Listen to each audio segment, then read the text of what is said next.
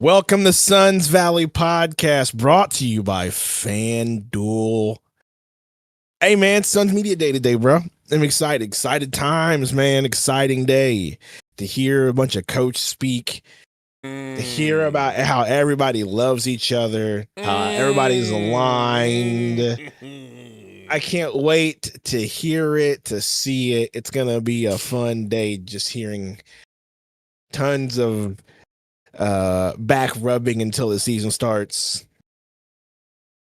But hey, I would much rather have the back rubbing and the coach speak early with these low expectations that we have than to, I don't know. I don't know what I'm trying to say. I think what you're trying to say is at least the expectations are lower, and we're not going into this thing like, so, coach, tell us about how we're going to win our first championship. Yeah. And coach is like, oh, yeah, we're so friggin' aligned. We're going to friggin' align the hell out of you people. And we're like, we're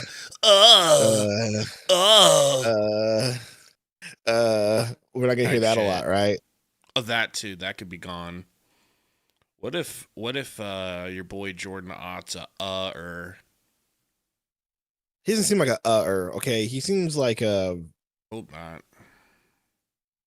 It seems like have you I'm dead serious. Have you heard the coach from the Seahawks talk, the new one that they have? Have you heard him, Mike McDonald, talk? He's gonna be like that. Like, he's just gonna be very dry, to the point. Maybe like this super weird, like, nerd humor, but he's not gonna have like this. That's what I think. He's gonna just be like the super to the point nerd humor.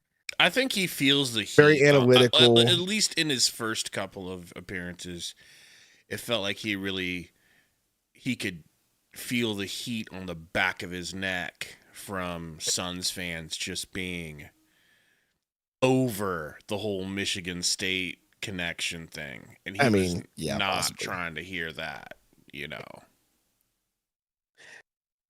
mean, you can blame Brian Gregory for that. Am I going to shy from the fact that I got this job because of Matt Ishbia? No, I'm not. Am I going to shy from the fact that I got this job because I'm Matt Ishbia's baby boy?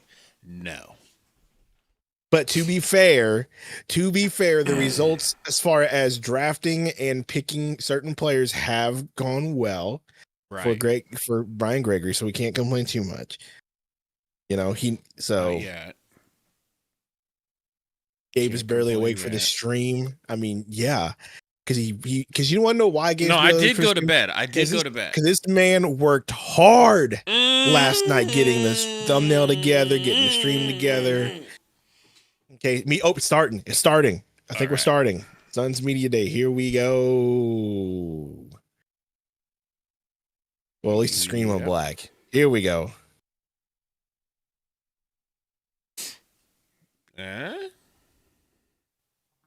Hey, are you want to put this in Discord so we're at the same spot, or since last April, the Suns have a new GM, or you just want to just pause? Because right now I'm seeing the two dudes sitting in this seat right now. A brand new identity here in downtown Phoenix. Luckily, I just need to know where you're at and where I'm at. Oh, that's right. I'm seeing Tom Chambers and it's starting already, man. Popped up. You are starting already. Okay. Last night, I'm like, okay, how do I needle as long as we're in the same spot. Off the top? I said, the legend is back, and he is. Steve Nash, baby. Some things never change. Nope. 11 new players. This is like year 47 for us. Oh, it is. It is. 11 new players. You just said that. I'm like, 1, 2. That's a lot. Yeah. Well, some are going to be playing. Sendo, who do you trust more, Triple H and TKO or Brian Gregory? Dude, that's a great question. That's a great question right now. Here's the deal. I trust Triple H. I don't trust TKO in the WWE situation. So I'll say that much. Exactly what they want, the foundation that they want to lay. Yeah, absolutely. I trust Brian Gregory. I don't know if I trust the rest of the front here office. Obviously, people who knew So I think it's the same thing. Say they're tremendous. I think it's the same thing, Vision. And you've met with them more than I have. I've been kind of hiding up on the mountain a little bit, but good people. Not returning my texts. How about the new backcourt for the Suns when you've got Jalen No, we don't get Green Sophie. She's in paired with Indiana Devin now, Booker? B. We're Sorry. going to talk to everybody, including Devin Booker, the GM, the coach, the players. We're going to have a long list of interviews during the next couple of hours. But I want to hear your initial reaction to Jalen Green make it smaller on starting the in screen. backcourt with Genius. Devin Booker. This is groundbreaking.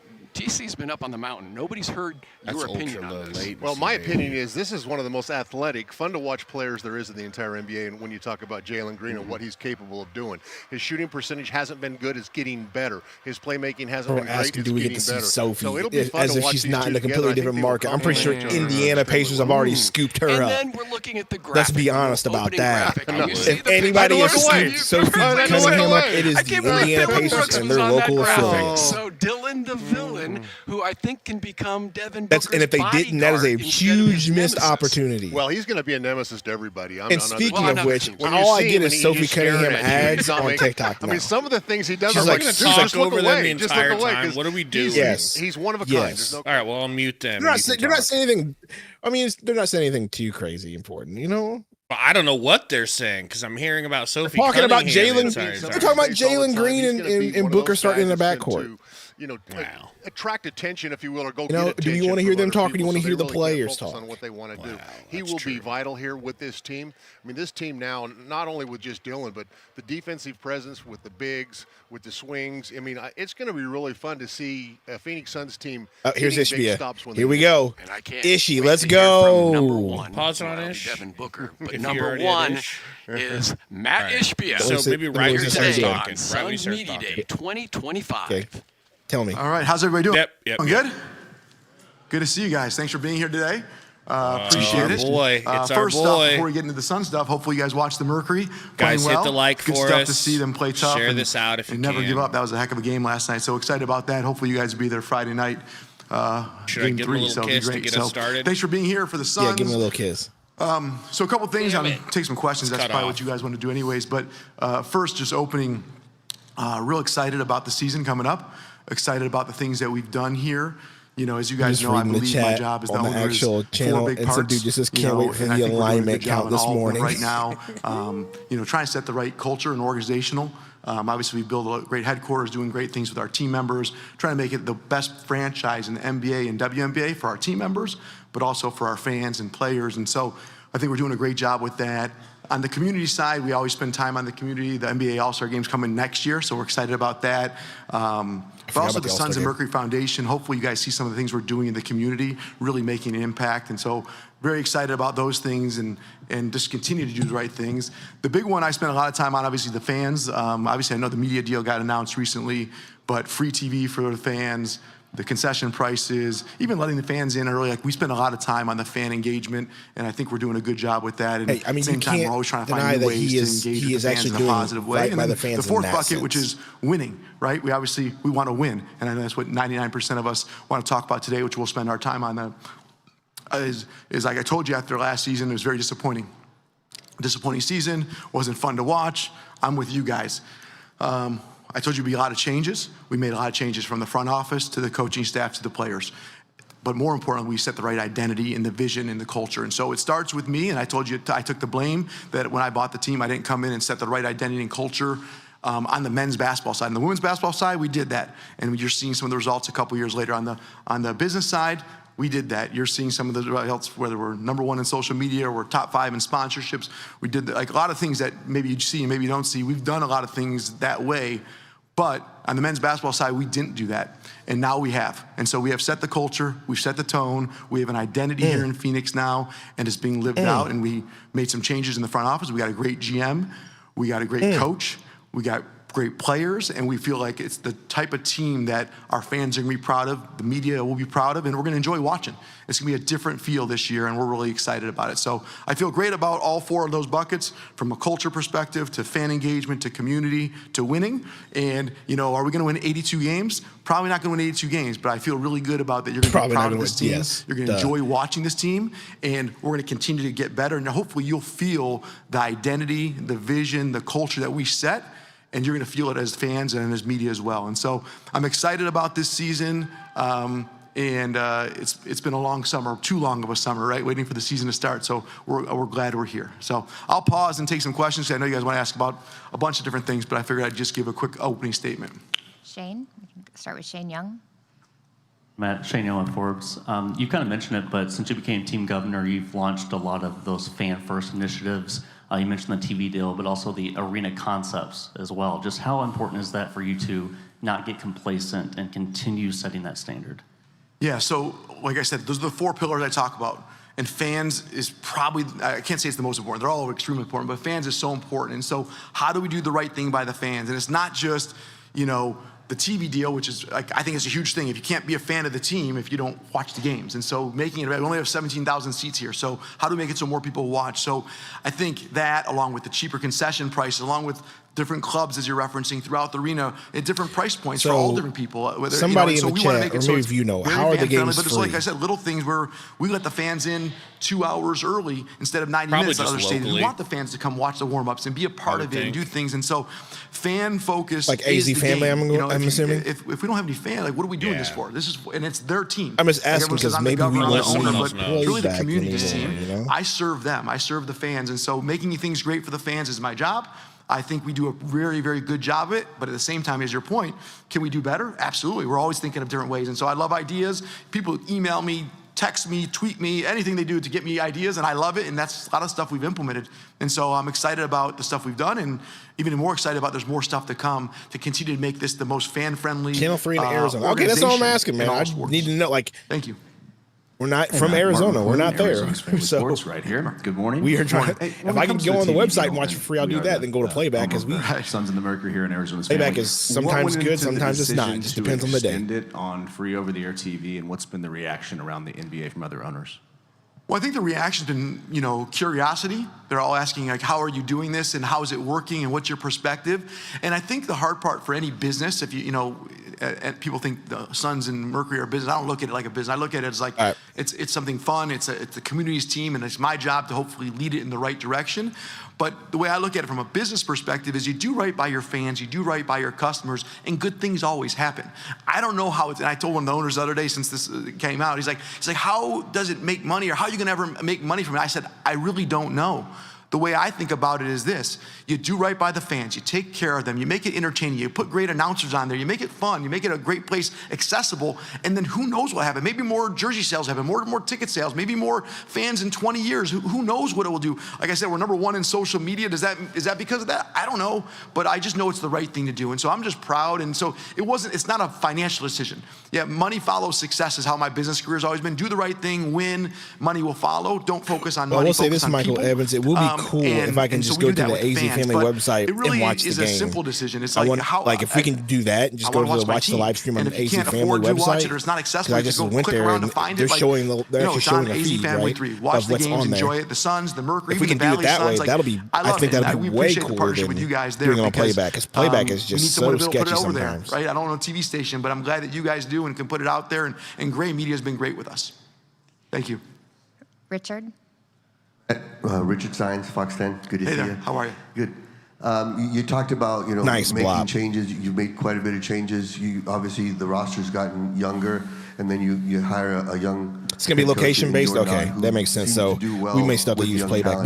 But How excited are you if to it's see not what and he we does just go with there this and watch it, that would actually Yeah, be no, really so, Jordan Knott's really been cool great of Matt so far Ishbia. since And I we- mean, since he that's a good hired way to on, build a of fan course, base. If you just between him make it and Brian free, Gregory, absolutely free, front you office, just go to the the web, coaching that would staff, be like, I'm dope. extremely happy with But where they're at. I'm sure you're right. I'm sure it's we have a different location-based type of and we'll have roster to this use year. other means We have to an watch it just ascending 'cause roster. We have young players regional that are not TV to the level that they're deals going to be.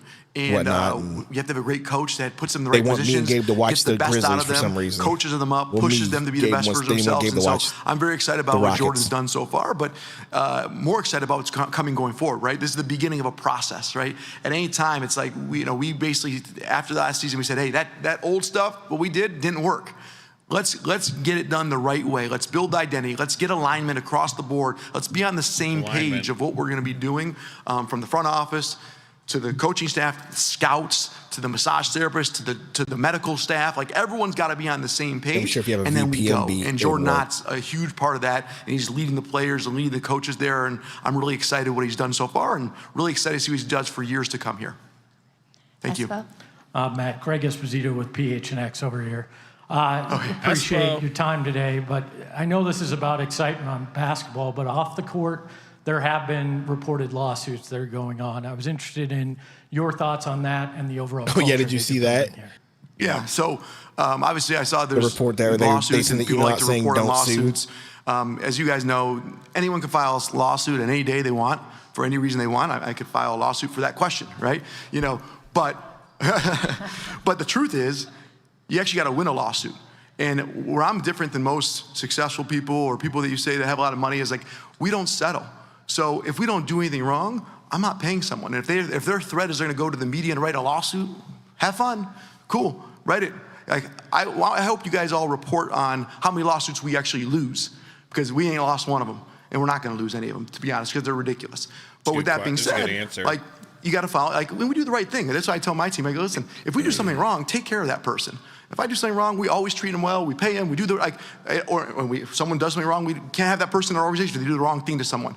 But that's not the case in any of these situations. It's just people trying to get a money grab, and they think that I'm just going to pay out. But I'm not afraid of the press writing a story about it, right? Besides that question, like, I'll deal with it once a year. Okay, you wrote a question about it. But like I said, report when we win them all. Actually, my mortgage company a couple years ago, we did a thing called All In. I like that. Report when we win them all, bro. It was, that's a HB's bar. wrong, UWM is going to get sued, and they're not. And we got about 5, 6, 7 lawsuits. Fast forward 4 years, we won every single one of them. I said, why isn't that on the front page of the Mortgage News that we won those? Oh, that's just on the back page when you win them. So the way I look at it is, I'm not going to ever settle with anyone. You can't come and leverage me or leverage the Phoenix Suns to settle. And if your threat is, I'm going to file a lawsuit, I don't care. Like, if we do something wrong, we own up to it. We didn't do anything wrong. File a lawsuit, let the courts play it out, have fun with it, enjoy yourselves. Doesn't bother me at all. Like I said, besides a question every once in a while, and anyone can file a lawsuit at any time for any reason they want, and it's got nothing to do with the truth. They just write a lawsuit. But thank you, I appreciate the question. You're just teasing me, I won't sue you for that one. Doug. Hi, Matt. Doug Haller with The Athletic. Good to see you. You announced recently that Steve Nash is going to be brought in a senior advisory role. Can you kind of explain what that relation will be and what you expect from it? Here we go. Yeah, so a couple parts. First off, like, I love past players coming back and being around our organization. We got some of them here actually in the back, which we love having them around. And every year, the first game of the year, I bring I invite them all. Anybody who played 1 year or 20 years for the Suns, come back to the opening game. I bring them out here, put them in a suite, have some fun. I think they're even going golfing this year. So I love bringing people back. That's how you create the right culture and organization for the long term.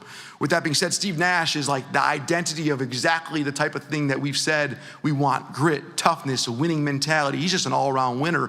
And I've become friends with him. I know Brian Gregory has built a good relationship with him. I know Coach Ott used to coach with him in Brooklyn. So they have a great relationship. And so, having him around the coaches, the front office, me, the players, I mean, how could you say no to that? How would you not want that? And so very lucky that Steve wants to do that and be part of it and be around, and really happy to have Steve around in as much capacity as he wants to be here, because there's, every one of us can learn from him anytime you talk to him. And I've talked to him for years since I bought the team and built a good relationship and learned a lot. And I look forward to learning more and all of us learning more. So very happy about Steve joining, and he'll make a positive contribution to our organization for years to come, hopefully. Kellen? Thank you.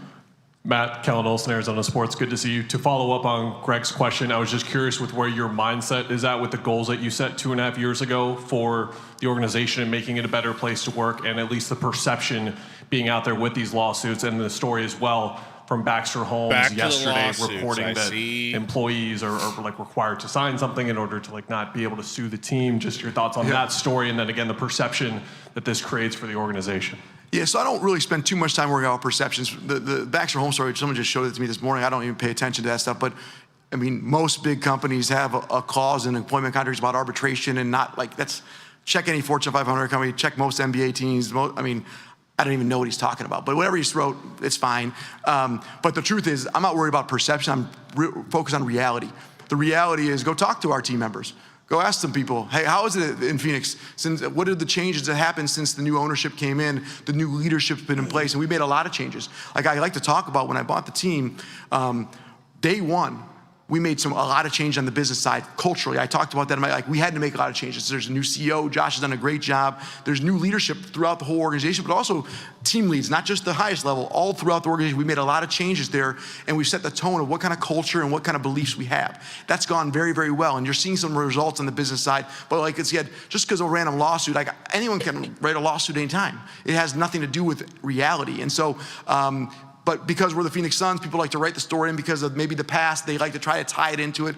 It's just silly to me. So the reality is it's an amazing place to work. We want to be the best franchise in the NBA and WNBA from not only culture, but I also talk about community, fans, and winning. And culture is a big part of it. I led with that when I bought the team. We made a bunch of changes there. By the way, in the Mercury, we made a bunch of changes day one too. And you're seeing that 2.5 years later, some of the successes we've had. We were the worst team in the WNBA then. Front office changed completely, head coaching changed completely, roster changed completely, and now we're starting to see some of the results. The NBA team, the men's team, is the one that we kind of let sit, and we try to infuse some money and see some success and let it go. So I didn't have what do you guys like to say, the new owner syndrome? I didn't want to get too. What we had sit. Added money and it didn't work. So guess what? We're starting day one. We did that after the summer. After we saw 2 years of that disappointment we saw, it's different now. We made a bunch of changes, and we're going to be building the vision, the identity, the culture, and the success is going to be building the Phoenix Suns basketball. So I look at it as those three parts: business, women's, and men's basketball. We got 2 of the 3 right so far, and you're seeing the transformation to the third one, the men's basketball, right now. But from the perception part, like I said, the article, I don't really pay too much attention to it. Like I said, if I had to pay too much attention, I'd probably beat myself up all day. But I know we do the right thing, and if we don't do the right thing, I promise you this: we take care of them. I care. I want to make sure everyone's happy. I want to make sure the community's happy, the people are happy. We're not perfect. I promise you, we've made mistakes, but some of those things are silly, and so people like just to write negative things, and and I got to deal with that sometimes. But thank you. Brendan, do you have the mic? Brendan Mouse, Suns on SI. Good to see you, Matt. How are you? You talked a lot about this identity. How have you already seen the players kind of buy into that? And are there any specific players that have stood out to you so far when you talk about this identity? Yeah, absolutely. So, I'll let Brian Gregory and Jordan Ott talk a little bit about this summer and some of the things they've seen, but definitely the identity and the vision and what we're talking about, just the type of players that we have and also the expectations we have of them. Like, we're big on player development and getting better every single day, outworking everybody. Like, I've never been successful in life without putting in more work. And guess what? Our GM does, our coach does, our coaching staff, our front office, they're gonna put more, and so now our players are too. Everyone's putting in more work to be better. And getting better every day is something I really believe in. And so that's some of the identity and vision that we're talking about, but also on the court, you're gonna see some stuff, right? And this is not just on the court, there's off the court stuff like high-fiving fans when you walk off the court, throwing your wristband to someone, doing little things that I believe is the right thing to do. We're gonna do that in Phoenix. I don't care if the rest of the NBA doesn't.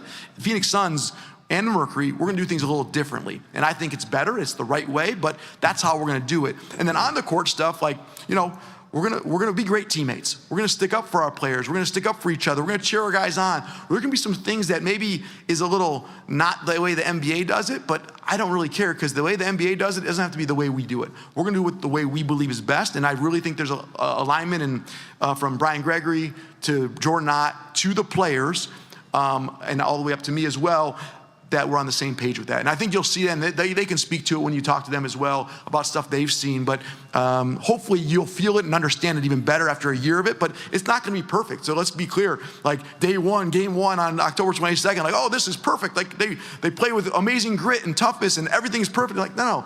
It's a process. It's a process. Just like the women's team, it took a couple years. It's a process to build it, but the type of players, the type of coaches, the type of people we have in our organization are all going to be aligned with this type of vision, and hopefully the results will follow. Brendan again, different Brendan. Matt here, Brendan Clean, Phoenix New Times. Hey there. Phoenix New Sticking with that big Times. picture, Brendan what are your Clean. expectations for the team this season, and what would you Let's say go. to fans wondering where to set theirs? Yeah, no, it's a good question. So first off, the most important thing is we got to enjoy watching the team again, right? We got to have fun watching this team, a team that the fans are going to be proud of. And so first and foremost, like what we've done the last couple of years has not been good enough. And I took the blame. I said, hey, that's on me. Going forward, it's got to be a team that you're proud of. Like, are you going to say, are we going to win 82 games? I don't have a game total that we're going to win, but I do think the expectations are a team that we're proud of, a team that plays hard, a team that competes, and a team that's getting better, and it's fun to watch because you're going to be proud of how we build and get better every year so that we compete for championships for years to come. And so how do we do that? It starts with every single day, every single practice. The first practice tomorrow morning, like how do we get that built the right way? And so my expectations are, I hope that we win more games than we won last year, but the truth is, it's not going to be measured in wins and losses this year, but it is going to be measured in success. And how are we successful, and how do you guys view? And I guess I'll ask you the question after the year, is like, do you think that was a successful year? From where we came from last year to this year, I promise you'll be more successful than last year. And like I said, in all aspects of it, whether it's wins, losses, I'm not focusing on that exactly, but I am focusing on doing the right thing, building the right organization, and making sure we're going to be successful going forward from a perspective of identity, vision, culture, and something the fans will be proud of. And I think that you're going to see that, and that will turn into wins, and then eventually turns into championships. Cam? Good to see you, Cameron Cox, 12 News. How thankful are you kind of to go through this process this offseason with Devin and his kind of commitment to this team and this city? Looking like a and goat. then now that he's kind of the guy once again on this team, always been, but solo now, With the in a beat. sense. What do you expect from him I this love year? it. Yeah, well, Devin Booker is the franchise player. He's one of the greatest sons of all time, as we all know. He's been here his whole career, and we obviously signed an extension to try to keep him here for his whole career. The best part about Devin is he wants to be here just like we want him here. And that's what a great marriage looks like, is everyone wants to be in it together. We're on the same team. We're completely aligned with what we believe and how we want to build this. And he's the guy. He's a franchise player. To compete for championships, you have to have a top 10, top 15 player in the NBA, and Devin Booker is that. And hopefully Devin Booker can even step up even more, because he's that kind of guy. Wants to be it's his here. team. It's very I feel clear. like that was There's no subliminal question about it. messaging. I don't know ever, but anymore for sure. And I know, but I'm that really was excited about subliminal Devin. Devin's messaging. an ultimate winner, and he's going to show everyone that this year. I think it was. But he's Nah, leading. I think that was. He's I think working his that- I butt think he off. was letting He's you one know, of the hey, best players in the Booker wanted to be NBA. here. And I'm super excited to see him Clearly succeed Beal this didn't year want to be and here, for years and to come. Durant wanted Like, that. if I said this a couple years ago. I'm a lucky guy to own a team and be the leader of a team that has Devin Booker, like as a franchise. Like everyone's trying to find. I got a 28-year-old. I know he turns 29 in October. But a 28-year-old that we franchise player, all-time leading scorer for the Phoenix Suns, that is our cornerstone. He wants to be here. We want him here. The fans love him. He's everything to the community out there. Like, how can we not have Devin Booker here? And so I'm very excited to have him, and excited for the season to see him really play in an amazing way with new coaching staff. Like, we should trade Booker, and I said Booker's never getting traded. He just told you Yes, why. Matt. Just looking at, you talked about what you've done and the things you've put together, but I want to address moving forward. I agree, blah, the blah. things you've done now, because you talked like 2.5 years back about the Mercury and where they are now. What you've done with the Suns now, where do you see 2 to 3 years from now? Yeah, well, I hope that you see a lot of things that you're seeing with the Mercury. Right? I hope you, and by the way, the Mercury aren't perfect either. You know, who knows they could lose the next 2 games. Hopefully they don't. Hopefully they win the next 2. But it's not about only wins and losses. What I want to do is build the identity and culture and organization that, 1, fans are proud of. 2, the organization gets behind, the media gets behind, everyone's behind this organization and the team. I want to make this the best franchise in the NBA and the best franchise in the WNBA. And that's what we want to do. And this comes from culture, community, fans, and winning. You can't do the first 3 and not win. So we got to get to the winning part, right? And so I think over the next 2-3 years, you're going to start to see a team that looks really connected, with a vision, with an identity that really stands out to you and to everyone else that watches it. It's like, that's Phoenix Suns basketball. That's the Suns way. I get what they're about now. I know what Matt was talking about a couple of years, and then I'll know we're on our way to success. Does that mean we're hanging a banner next year and the year after? Back to it's all coming. And like I told you guys before, I'm going to own the team for 50 years. We have to get this right. We're starting now. I made a mistake the first 2.5 years by not setting it, but we have set it now. And now I'll take 100% accountability of, is it being done the right way? And it's not going to be a straight shot like this. Like, we're going to be You know, how do we get there? We're going to go through some downs and some ups, and there's going to be some stuff I mess up with, and our front office mess up, and our coach and our players. But over the next 2-3 years, I think you're going to be really proud to watch this team. And let's be clear, like, winning is not winning games. Over time, we talk about championships, right? That's what we want to do. The Phoenix Suns have never won one, and that's extremely clear that that's the goal. But it doesn't mean it's the goal every day. Like, it's like, how do we build to that? And it started, you know, in April or May, whenever we lost the last game, and now we're going forward. Thank you, Matt. Thank you, guys. Have a great day. Appreciate you being here. We'll Thanks. have Brian Gregory up in just one moment.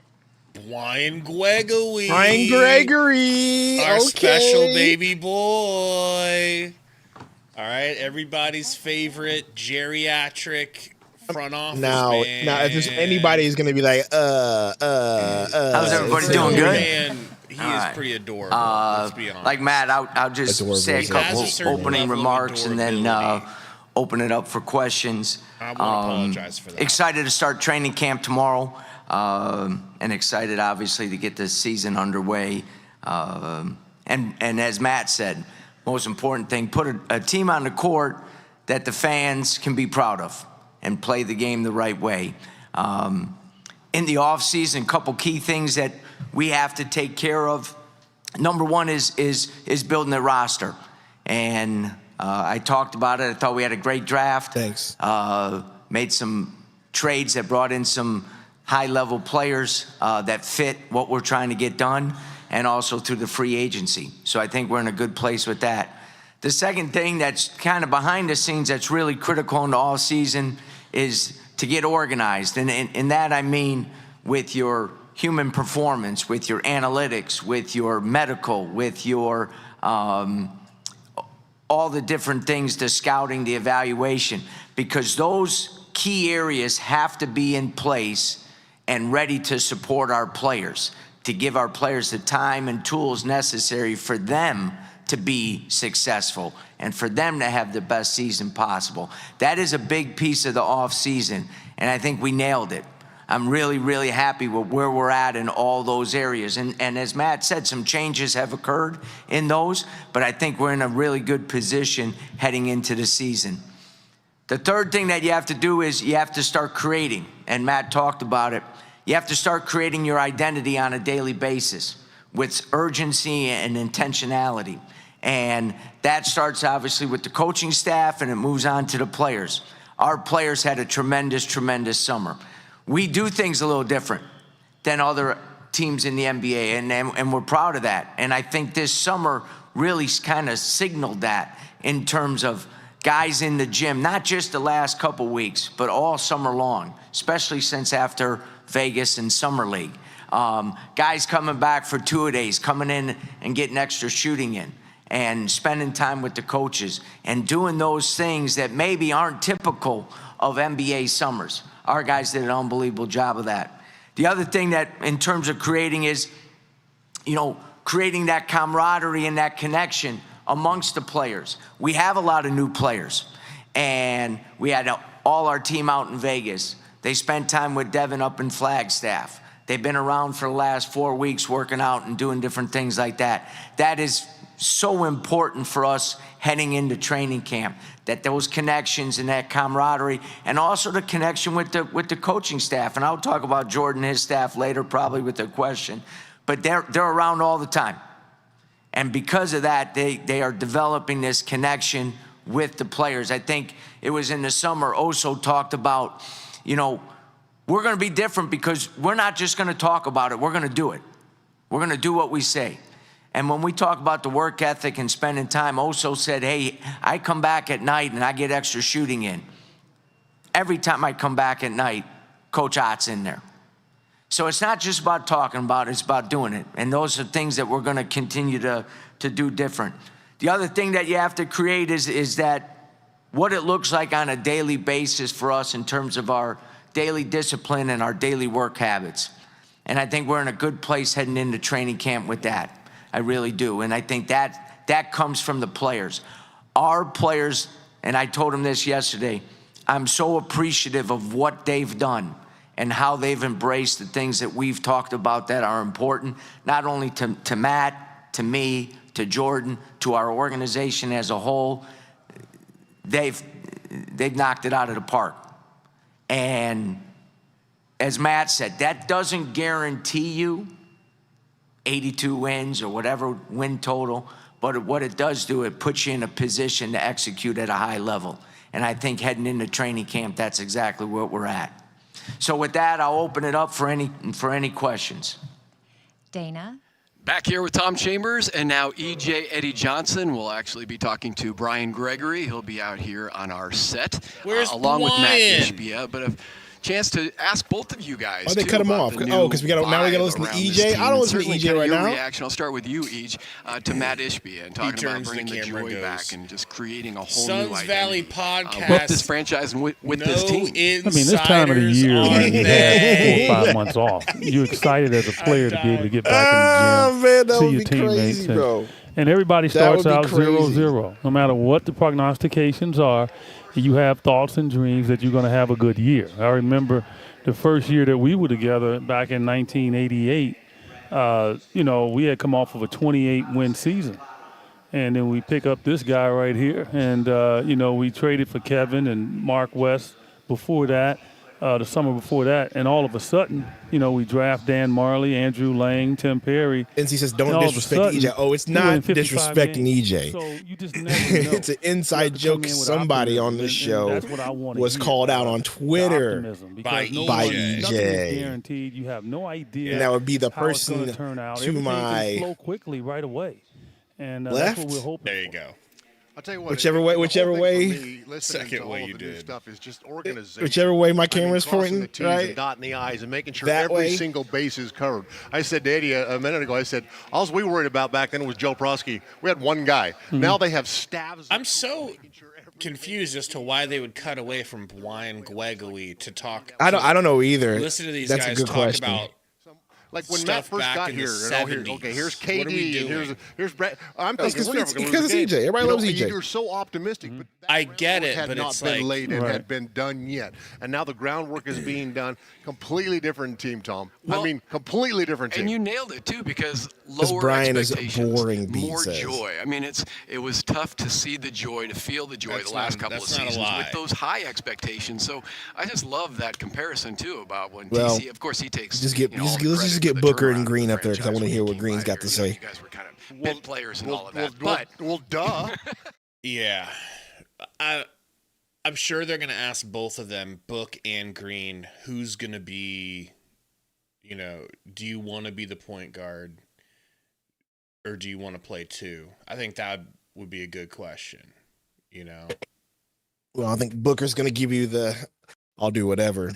For him, and it was the biggest win That's the answer turnaround you're in gonna the get from history of Royce. the NBA for a long, long time. You get Royce and O'Neal. when you're going out there and you start beating people, and you're not supposed to be beating people, it's Looking fun. clean, I bro. mean, it's fun. They all got Contagious. targets. Well, it's fun. Now, it's like when we went to the finals in '93. It's like, okay, well, we're expected to do this. We're supposed to do this. Such we're a supposed to weird. do this. It's such a weird It wasn't concept, like having to put on your full gear just for pictures and not to play. You know what I mean?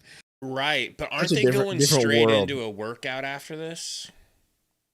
Yeah, but they're not gonna be wearing jerseys like that. and Yeah, stuff. you're right. They shouldn't be. You wouldn't think they're going to be. Yeah, like he's in his full blown game day gear. But yeah, You know what I mean? this is like literally a photo shoot day, like school picture day. Yeah, that's what I'm saying. So you got to put on your full game Yeah. day gear just for pictures. Yeah.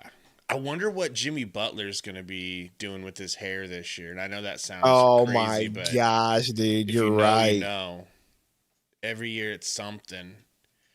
Was last year tonight will be the night that I fall for you? Was it last year or Butler? the year before? I can't remember. I don't remember, but he Yeah, should beat just them, do we that can one beat every anybody. year. And it made us drive to the playoffs. And, He and should that's do just the full white mindset face, that this like young Drew team has to Ski. have. Every game is an accomplishment That'd for be a them. step They, up. He's out of control. they're He's so gotta be stopped. young that it's going to be like a college-type There's atmosphere. your And it's up to boy. Devin as the Number 3? elder statesman on this team to Sporting embrace my that favorite that number. youngness and that youthfulness My and least not favorite be player old wearing my favorite number. for them and be patient for them. And if he does, they're going to run through a brick wall. And that's what I'm looking for this year is just the energy that these Bro, I hope to God I'm in the shape that EJ's in at his age. Bro looks stacked. he plays with. When you guys look at the new structure and the new players on this roster, who are you going to be focusing in on in the first 2-3 weeks of the season? Hey, Dad. I think, I think the guys that Devin is going to have to depend on. And look, people can say what they want about Jalen Green. He can score. Dude can score, and he's an athletic marvel. We know what he can do production-wise. We understand what Dylan Brooks is going to do. It's our big guys. Are they going to be a force in the paint? Are they going to rebound the ball? Is Ryan Dunn and Oso, are they going to continue to improve? I believe that. Those are the situations I think that's going to enhance this will team. improve. And Dunn's going to improve, hustle part around guys that can score the ball. Greatly improved in summer league. That He's can absolutely happen right. again, He's make absolutely reference right. back to Tom like and we I. said, it's not. That's we don't why worry we about won. Green or Booker. It's we had everybody hustle else. guys that did dirty work for us. The Ty Corbins, the Mark West, the Dan Marleys. Wow, he shot all the shots, and I did too. That's why we both said. And you're still taking shots at him now. But that's how it blended. Royce and so who else did you say? I think should be the focus with these young guys. Well, I've always said to you, Tom, you've probably heard me say it 100 times, leave some skin on the floor. Okay, It's like this is they a didn't tough want team. us to hear This team is going to be diving into the Wang stands. This Wegel team we is going to be had to all over the map, and the fans are going to absolutely embrace they're like, hey, that we're gonna cut defensive to you three, just tenacity, talk. hustle, toughness. How long has it been since we've really had an Why? offensive rebounder? We've got 3 or 4 of them now. Mm-hmm. You know, a shot blocker, somebody protecting the paint. Things this Suns team, they've been Not my pretty, truth. you know, in their wins. Right now, I think we're think going to get some that's dirty. Yeah, Some dirty Canonically wins. correct. You know? And the youth, too, because the Suns have not been that involved in drafts over the last 3 or 4 years. So now to have 3 guys, and again, Kobe Brea is going to be on a 2-way Adopted contract. Suns, that's right. I think he's still going to see Speaking minutes. of He looked which- great in Vegas. I mean, just a Shoot terrific the ball. Oh, my goodness, can he ever? And you've got October. Rasheer Fleming, who was the first pick in the second round. This guy Is that going to be a thing in October? Okay. Let's go. I'm getting. Let's go. I just got to take off one day, and let me do that right now while we do this. Of Nick Richards, that. and then of course Mark Williams, who came over from Charlotte as well, and then you have Oso in the mix. So you talk about protecting the rim, putting pressure on the rim. They now have literally 4 centers that they can juggle. But I don't want Malawatch to come in and think he's going to grow behind somebody. No, you come in and take minutes. It's competition. Like, you know, you're in the NBA now. You're a grown man. You know, you decided to come out. No, you're a grown man. Forget that stuff. Hey, you're I a mean, grown he's got man to now, embrace the Malawatch. opportunity and the competition to see if he can grow quickly to help this team win. And we've seen it time and time again with young players. So I'm not going to make him an exception. I saw him in Whole Foods a couple of weeks ago. my so he's doing the right thing. He's deepest eating good. wish. He's tough to miss too, Yeah, because I- he's all a 7'2". My deepest wish right now, like if I could pray to the Lord upstairs to make one thing happen, if you could get Malawatch to develop a 3-point shot, that is my Well, he wish. has the chops for it. He's got. What I mean by that is he has what Ayton didn't have. Ayton couldn't live with himself. He couldn't live with the failure. And there, you have to go through a failing period of looking like a goon that can't shoot and having people hypothetically be mad at you and look at you like there's a certain feeling when you miss shots over and over in front of people. It's very humiliating. And DA couldn't live with that because he's too soft. But Malawatch is like, I actually think I can shoot. I'm going to shoot. And the coach is like, you can. Go ahead and shoot. And he's like, okay. So as long as that doesn't get broken. Ways, and you think I'm hoping, and that's my biggest wish right now. If he can develop a 3-point shot to stretch the court, bro, man, that would be amazing.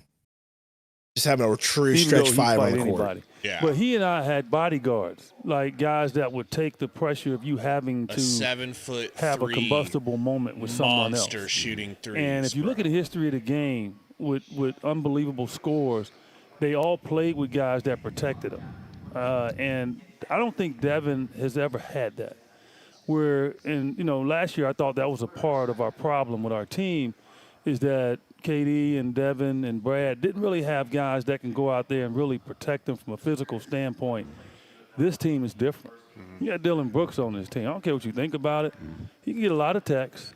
But you know what? Devin doesn't have to deal with guys knocking him down now. Yeah, dude, Gabe, I promise you, you're going to love Dylan Brooks the first moment that he's in the scrap getting a tech protecting your baby boy Booker. And that's why I say, you know, I don't want him to have to lead the protection league in tech scoring. would go a long but way. his average is going to go up. And if it's leading to wins, fine.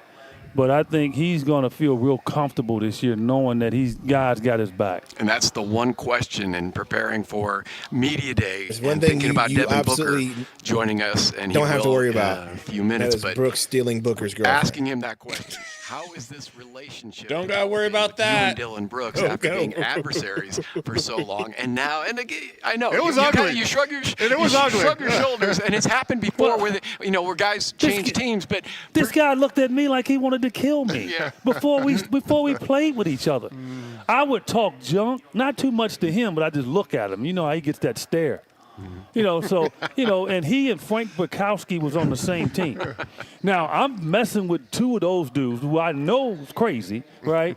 But, when you become teammates, Jacob's Sons Valley podcast is the best podcast. Brooks, probably.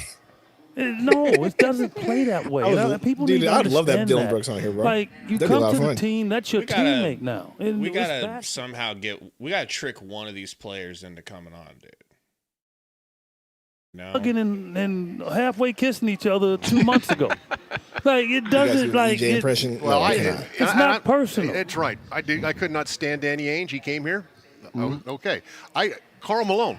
I hated playing against Karl Malone. Yeah. I mean, we got in fights in summer league and all the time. And when I joined him on the team, we were just hanging out, Jesus, truth going about out Brooks, the as much as I like mountains. And you James know Johnson, they weren't- that's going to they develop weren't between those two guys. players Because anyone for feared. me, it's that initial.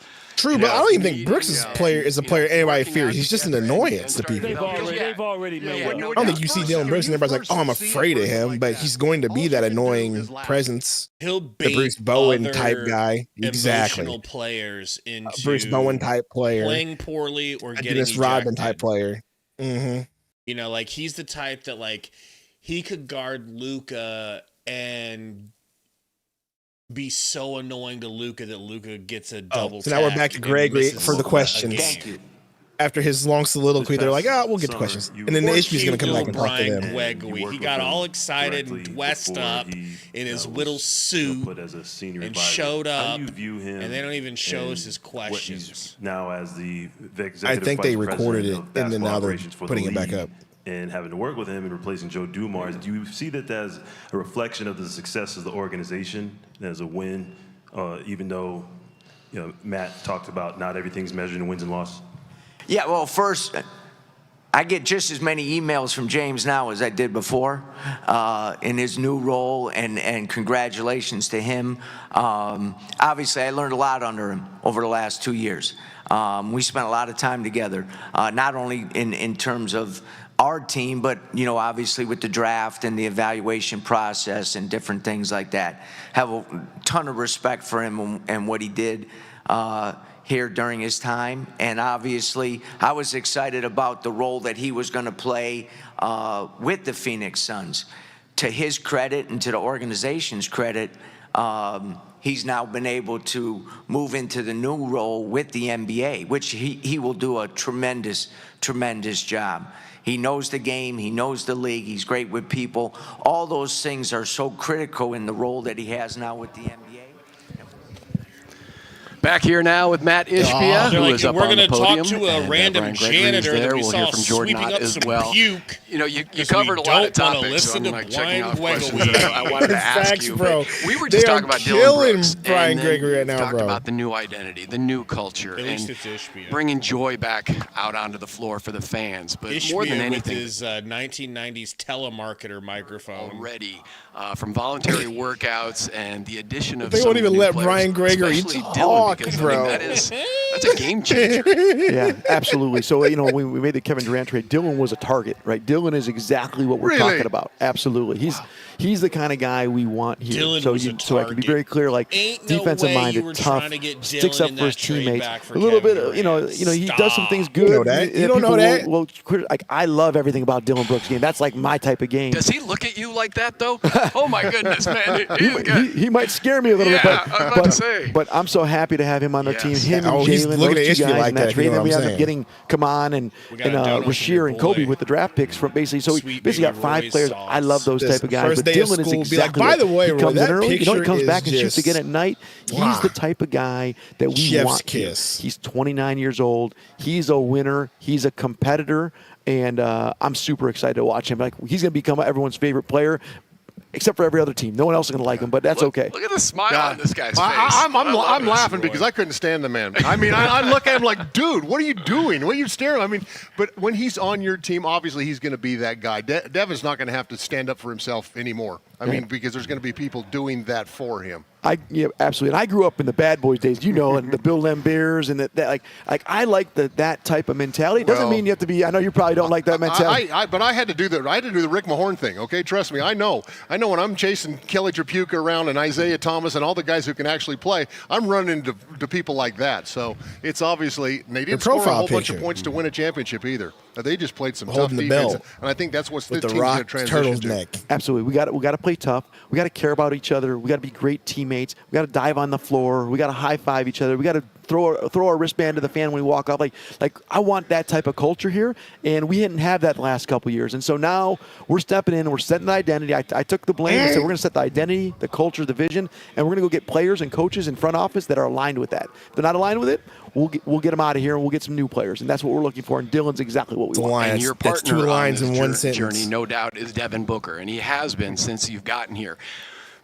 What can you tell us about this past summer, this off season, and your discussions with Book, and how involved he was in some of the decisions and the changes that we're now seeing? Yeah, so Devin Booker is the franchise player, and I talked to him about all these things, and so does Brian Gregory and Coach Ott. Like we're very involved with Devin. I think I joked, and maybe it's true. I think he interviewed more coaches than I did. Right? Like I only met the last 2 guys that they brought to me, but he talked to more of them, and he liked the guys that we had, and so Devin is completely bought in. He signed an extension. He is exactly what we want here in Phoenix. You need a franchise player to win. Bro, it seems like they would definitely tell the truth about that, right? Because that's a type of verifiable lie. Yes. I hope Yes, to God that it's true. And I want to believe that it's true. That that Booker was there throughout the whole thing? Bring me the Michigan State guy. If that's the truth, man, then that washes away the Michigan State situation. It can also be like, hey, they still had Book there to interview all the guys, and they could have just set it up so he would like the Michigan State guy, Rooney Rule type situation. You know what I mean? To me, I believe you could be. games So you could be right. They also could have, but it truly looks like tilt the scale in their favor. You know what I mean? And we, as you saw, we didn't do that last year, and we're going to do it this year. And you know what? We're not going to be perfect. It's not going to be a straight shot winning. Like we're going to get better every single day, and it started already in the summer.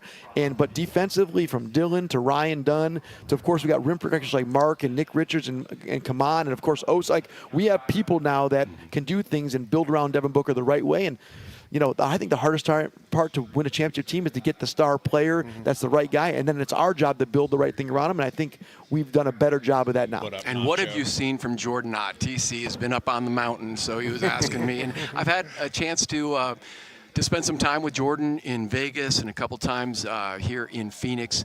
He's one of those guys. He's not a big personality, but man, I just think what a tremendous pick. This is a guy that the franchise can grow with. He's smart. He's dedicated. He's getting into the gym at 5:30 in the morning. But what have you seen from him, and what kind of discussions, again, have you guys had leading into training camp? Yeah, well, first off, it starts with Jordan Knott and his work ethic, he's willing to put in more time and be a grinder and outwork. And that's like how you win in anything, in any business. You have to outwork other people. He's willing to do that first. Second off is he has a great basketball mind. It's amazing to talk to him. The last couple of coaches, which are all fine coaches, but they looked at how you used to win. He looks at how you're going to win in 5 years. He understands analytics. He thinks about things. He talked to me about basketball stuff that's like I say futuristic because he's just thinking about it differently than other teams. Now, does it all work? Who knows? But you know what? He's thinking about it. He ran the offense there in Cleveland last year. It's pretty good offense. Pretty similar players in backcourt that we had. I think he's going to do an amazing job. The players all really respect him because players don't have to respect the rah-rah coach. They want to respect someone that knows what the hell they're talking about. And he knows what he's talking about. He cares. He's in early. He stays late. He'll spend time with the guys. I'm really excited to see as he develops too as a coach, right? We're developing players, developing coaches, developing front office. I'm developing as an owner. We're all going to get better together. And hopefully, as the years go on, you're going to see a lot of positive results. How many hours a night do you sleep? Not many. Not many. Are you still getting up at 4 in the morning? Yeah, I'm like 5.5, 6 hours. But so if I go to bed at 9:30, I get up at 3:30. If I go to bed at 11, it's 5. It's amazing because you look younger than you've been. I thought that you'd have a few gray hairs and stuff by now. They're coming. Real quick, we're going to let you go. But every time we went to bed, and then I tried to get up on Steve Nash. You talked about 5 or 6, and it did not work. How much of an influence has he already been? You said you guys have had meetings before leading up to him becoming senior advisor. What has he already helped you with, and what do you expect him to continue to help you with? Yeah, so Jordan coached with him back in Brooklyn, so they have a good relationship. Brian Gregory and him have a good relationship. I saw he was at the arena, at the practice the other day, talking to players, and I built a little relationship with over time. But the truth is he's just exactly what Phoenix Suns are all about. Like bringing our best former players back. Like we got this guy right next to me here. We got Steve Nash. We got Eddie Johnson. I want these guys around. And so getting Steve around us is a winning formula. And I'm excited to have him here, spend time wherever he spends time, whether he spends time with the players, the coaches. Most of the time will probably be the coaches in the front office. But I'm just excited that he wants to be around. And that means a lot. Just like Tom being around and other guys being around, we want these guys back and being part of the organization. That's great stuff. I really appreciate it. It's just a breath of fresh air, this media day, the new team, the new coach, the new GM. So a lot of positivity. Appreciate it. Right. Appreciate and we're going to listen to the head coach who's at the podium right now. Thanks, Matt. Thank you. Hey, let's go. Jordan the Otter Ott. Here we go. This is what we want to see. This is what we want to see. And we're going to cut back to EJ. I think last time I spoke on something like this, we were at 5G and it was just starting. So incredible couple months, very busy. Everything was just flying past, and then it's like August already, September already. Everything's been so fast except for the last couple days. I think it's creeping along because we're so excited to get to practice, nerd, be back on the Look at his basketball eyes, crazy court eyes, bro. with this new group. Like everyone said already before, how great a couple months it was this summer, and now we got to put it to practice. And very excited with the commitment of this group. Like other people have said, Matt and BG have talked about from top down. Our commitment to be in the gym, to be different, to work together. That's our competitive advantage. So it's extremely exciting what we've done, and also where we're going, and it starts tomorrow. So open He's got questions. that Eric Gordon Greg? accent. There you are, Greg. Coach, all the way in the back here. Yes, sir. First of all, best of luck on your first season. I cannot imagine how Got that excited Coach you must Yost be accent to really get to work. from Remember the Titans. I know a lot of guys are going to ask you about Devin and all of that, but I want to know about Dylan Brooks. What have you seen from him, and what's it mean to have a dude like that next to you instead of across from you? I think we've all seen Dylan as an opponent. I actually was in LA, a couple years ago in the playoffs against him, and the edge and competitive spirit that he plays with is unmatched. And just knowing him from afar, we knew that competitive spirit would lift our group. Things we didn't know is his work ethic backs it up. He's not all smoke. I told it right to his face a couple weeks ago. He's an incredible worker, one of the hardest workers I've seen. Talk about 2-a-days. He was in there again last night. He lifts our group on the floor when he's there, in the building when he's there. Every night to go to war with someone like that is going to help not only Book, but also our young guys and show them the way that this is the way that we have to be. Again, and a competitive advantage of ours is outwork, outplay, how hard we can play. He's going to be the leader of that every night, and it's good to have him on our team. Okay, we have Brendan. Thank you. Hey, Jordan. Brendan Clean, Phoenix New Times. BG touched on Mark's situation a little bit. I'm curious about Common and what you see the process being like with him this year. People are wondering about, starting versus bench between those two and just kind of developing such a young guy with such potential. Yeah, we'll start with Kaman. We were extremely excited about him as a player. Again, I'll talk about the person and the spirit. You guys are going to see it. You're going to see it at practice. You're going to see today when you talk to him. He's an incredible way about him because of his experiences. And then at the same time, we have to understand he's 19 years old. He's only spent 1 year in college basketball. I think we saw it a little bit in Summer League. He's going to have incredible plays that only he can make. And then he's going to have some spots where he has a long way to go. Part of that is off the court in the weight room. And he's done a great job in the last couple of months adding strength to a spot now where he's getting there. But we do have to have some grace with Kaman. And for that reason, we're happy with our center depth, led by Mark. Nick and Oso all have had really good summers. We're in a good spot with our center depth. Extremely excited to see how it all plays out in camp and then into the regular season. Kellen? Jordan, Kellen Olson, Arizona Sports. Good to see you. In the summer, BG was mentioning how you were in there at every hour, seemingly, but when did you realize the players were starting to or had already kind of adopted the culture identity you were going for, and what was I don't know what happened to the audio. what you guys want to see is already being implemented? Oh, I got audio. I think, BG will often give us praise for getting those guys in there, but the reality is that's who they are. And this is the way the group is built. You draft players that want to work. You have guys on your roster that want to work. They'll come back. And then it's our job as coaches to create the environment, which we've been very intentional with. All right, we'll hear more from Jordan Ott. He'll be joining us stage back here with Tom Chambers and our general manager, Brian Gregory. We had a great meeting look at with that you. Gregory He's looking pretty darn sharp. man. Right? That GM contract comes with a clothing deal. That had nothing to do with it. Well, he was saying some really interesting things. And I hate to actually cut out because he was actually giving you some things. Gosh, man. Yeah, but I got to hear Brian Gregory. I love Brian Gregory. I just want to hear him talk. You look like the director of the FBI or some guy ahead of the New York Police Department or something. You talk like that too. But, man, it's nice to get to know you and see what you're doing. We're really excited. Yeah, we are. Things have been going well. We've had a great summer, so I'm excited about training camp opening tomorrow, and executing this stuff that we've been talking about for 3.5 months. You talk about executing. You've already seen some of the voluntary workouts. Everybody's talking about Dylan Brooks showing up early, coming back later in the evening. What are some of the things that have jumped out for you in terms of all the new faces and just watching these workouts before the start of training camp? Yeah, I think one of the things that we've talked about with the guys is just embracing being different and doing things differently, and through our draft picks, through the guys that we have coming back, and through some of the new guys that we have in trades, and you mentioned Dylan Brooks, their work ethic this summer, and hasn't just been the last 3 weeks, it's been all summer long, has been off the charts. And Dylan is at one extreme. He gets one in the morning, he gets one in with the coaches in the late morning, and then he comes back at night. Just a monster when it comes to the workouts. But again, something different, and we have to be different. We have to embrace that, and I think our guys have done a great job of that. You got Book coming back for 2 days, getting his extra shooting in at night and different things. Our young guys follow suit. When those older guys, as you know, Tom, when those guys set the tone in tempo, the young guys follow suit, and I think you're seeing that. Did he just call me old? No, he was talking about, I think, some of the older guys on the team. No. I think he called. We're old. But the veterans on the team. And you were here. You were here last year. And you were kind of behind the scenes, kind of watching everything and seeing how things go. What changes did you want to make right away this year that didn't happen last year? That didn't work for you last year? Yeah, I think one.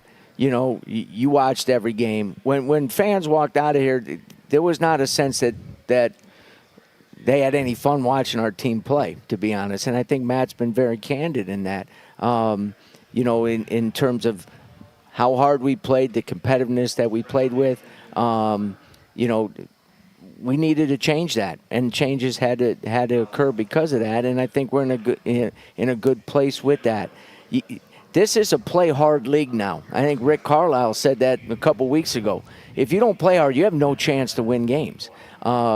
And I think that's been a shift a little This bit. chat And I on think the actual we screen have is to brutal embrace right that. now, we have dude. to. That has to We're be like, a big we do part of not our want to hear identity. Brian Gregory talk. Yeah, bro. as you know, simple but Play not hard. easy. Waited the whole hour to Simple get past but not the front easy. office. They did You the know what I same thing to mean? finally get the coach, and they cut there's away a so I could hear the competitiveness same and there's crap a from Brian resiliency that you Gregory. need because, as you know, you're going to Block, get block, knocked down. gifted You're going 5 to lose 2 in a row. Membies. Are Who's it you able gonna to be? bounce Mike back? D. Are you able to stick to what your principles 179 are and West. that your identity is? Glasser, These are the Jacob things that we're going Frederick. to do. We're going to compete. We're going to rebound. Snack. You know, the possession Welcome, game our has become 5 so newest. big. And one of the things that's funny about And it, no Metro. a lot of that is the effort stats. You know what I mean? So I think us emphasizing that Metro's and in our school right players now, so grasping it, buying in, and then going out there and No executing cell it. phones. So you went he's through in your first in-school draft as suspension. general manager. As you're watching the That's 3 what he rookies in deserves. particular that you drafted, how much Done. pride do you That's take in Oso. them? That's Because Oso. they're all I 3 forget they're really light-skinned big twins, guys. bro. I'm And what have sorry. you They're seen in terms of light-skinned their twins. My progress bad. just over My the bad. summer? You know, What up, Tom, Ernesto? you made a great point. The character gonna lie, of Oso those was looking 3 a little ripped guys, there, bro. the, Super the ripped. integrity, their desire to become great players, just puts them in a position where there's a clear pathway for development. All right, so since people don't want to hear Brian Gregory as much, I just have a quick question. We'll get back to Brian Gregory. Do you? What's up? What is it in the background that's making that beeping noise? Do you hear it? On the stream? Yeah. I don't know. It They're in the sounds bar like- area. It sounds like they have like a forklift that's going in reverse every couple of minutes. Like I don't someone know. just It's got to be in the room, though, right? just like, could we not forklift right now?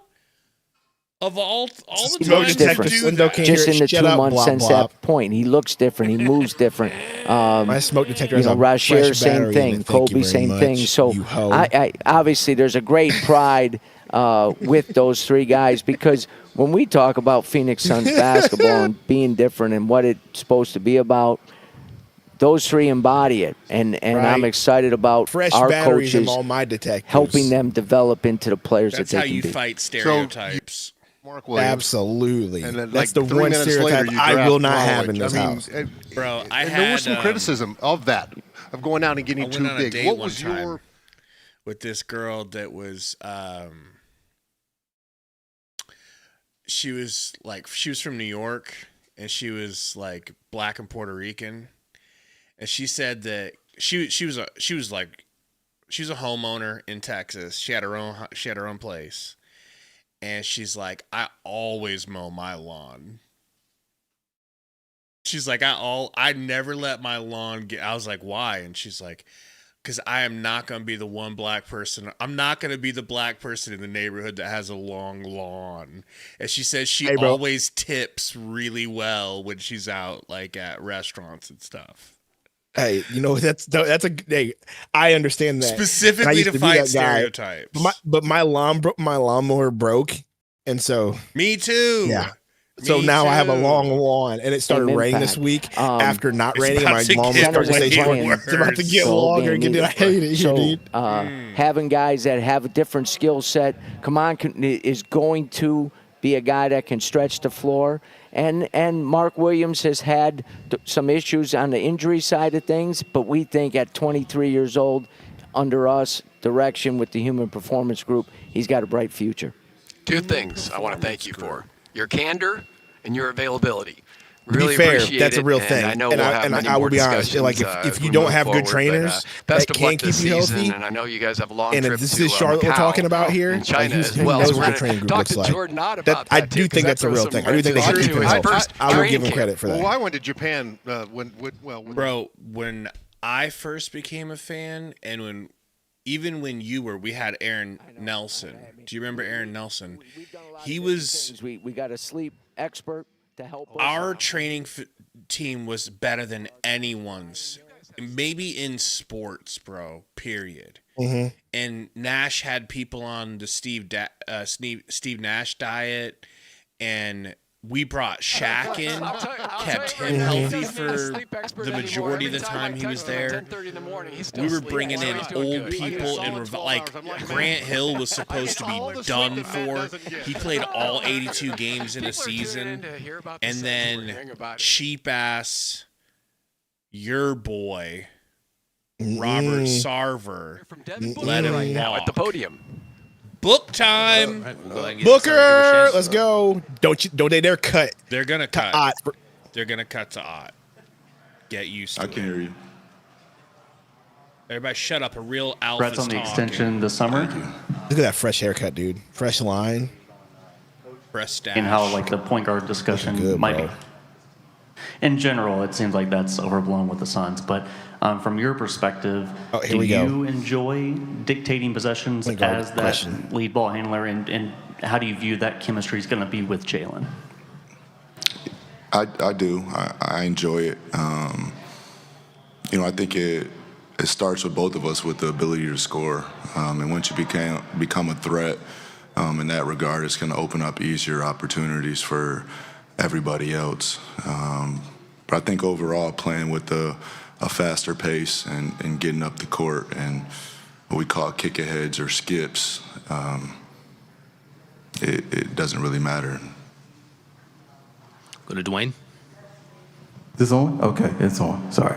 First, congrats on the extension as well. I don't like that answer, but hey, Curious whatever. in terms of two things. One, when you look at your role now and being, taking on more of a leadership duty, because you talked about last year, felt like you could have been more vocal, more imposing. How much are you implementing that now? And then when you just look back at how things didn't go last year with the team, what do you reflect upon in that regard?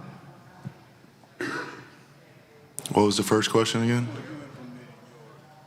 My voice, yeah. The leadership aspect is going to be more important than ever this year. Gotta go in reverse real quick. Just realizing our roster, the age of our roster, and just the experience that I've had and what I've seen. So I'm gonna do what I can. I'm always gonna use my voice. Feel like I used my voice a lot last year too, but we just fell short. It wasn't as connected as we wanted to be. I don't think anybody had problems with each other off the court. We just simply weren't connected enough. I'm just reading all the subliminals here, my guy. Hey, Devin, over here.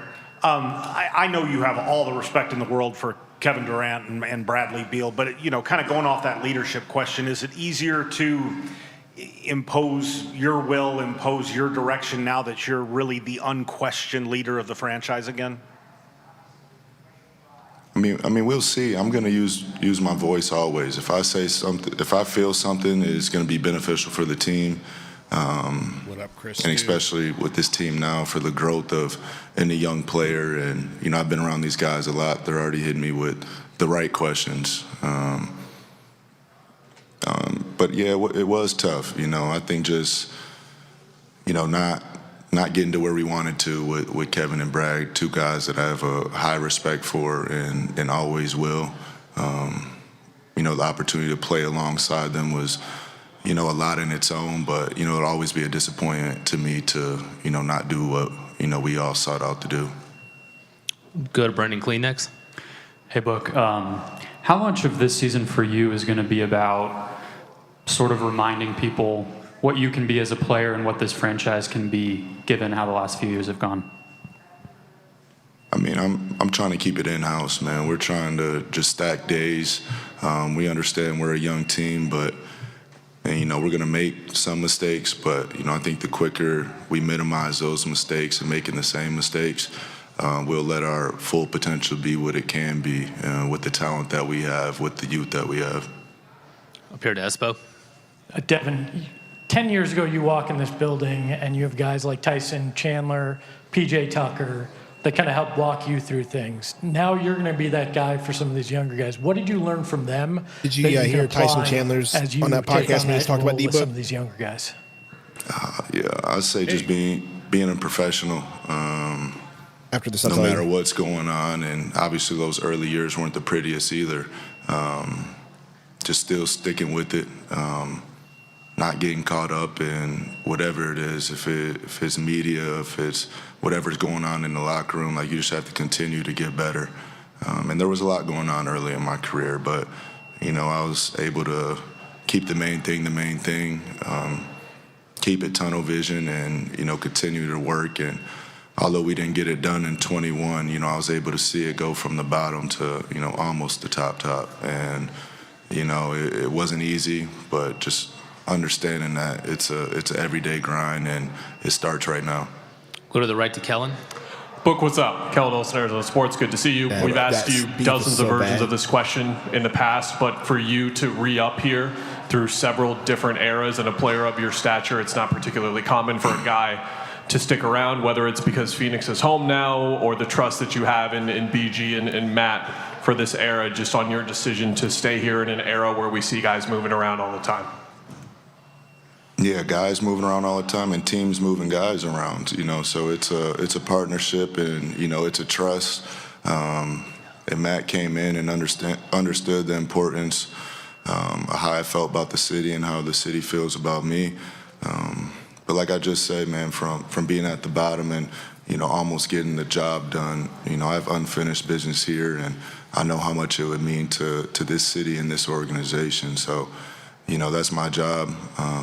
As a leader, it's my responsibility of being a franchise player that, I have to communicate to everybody, the importance of basketball in this town and, how serious we take it.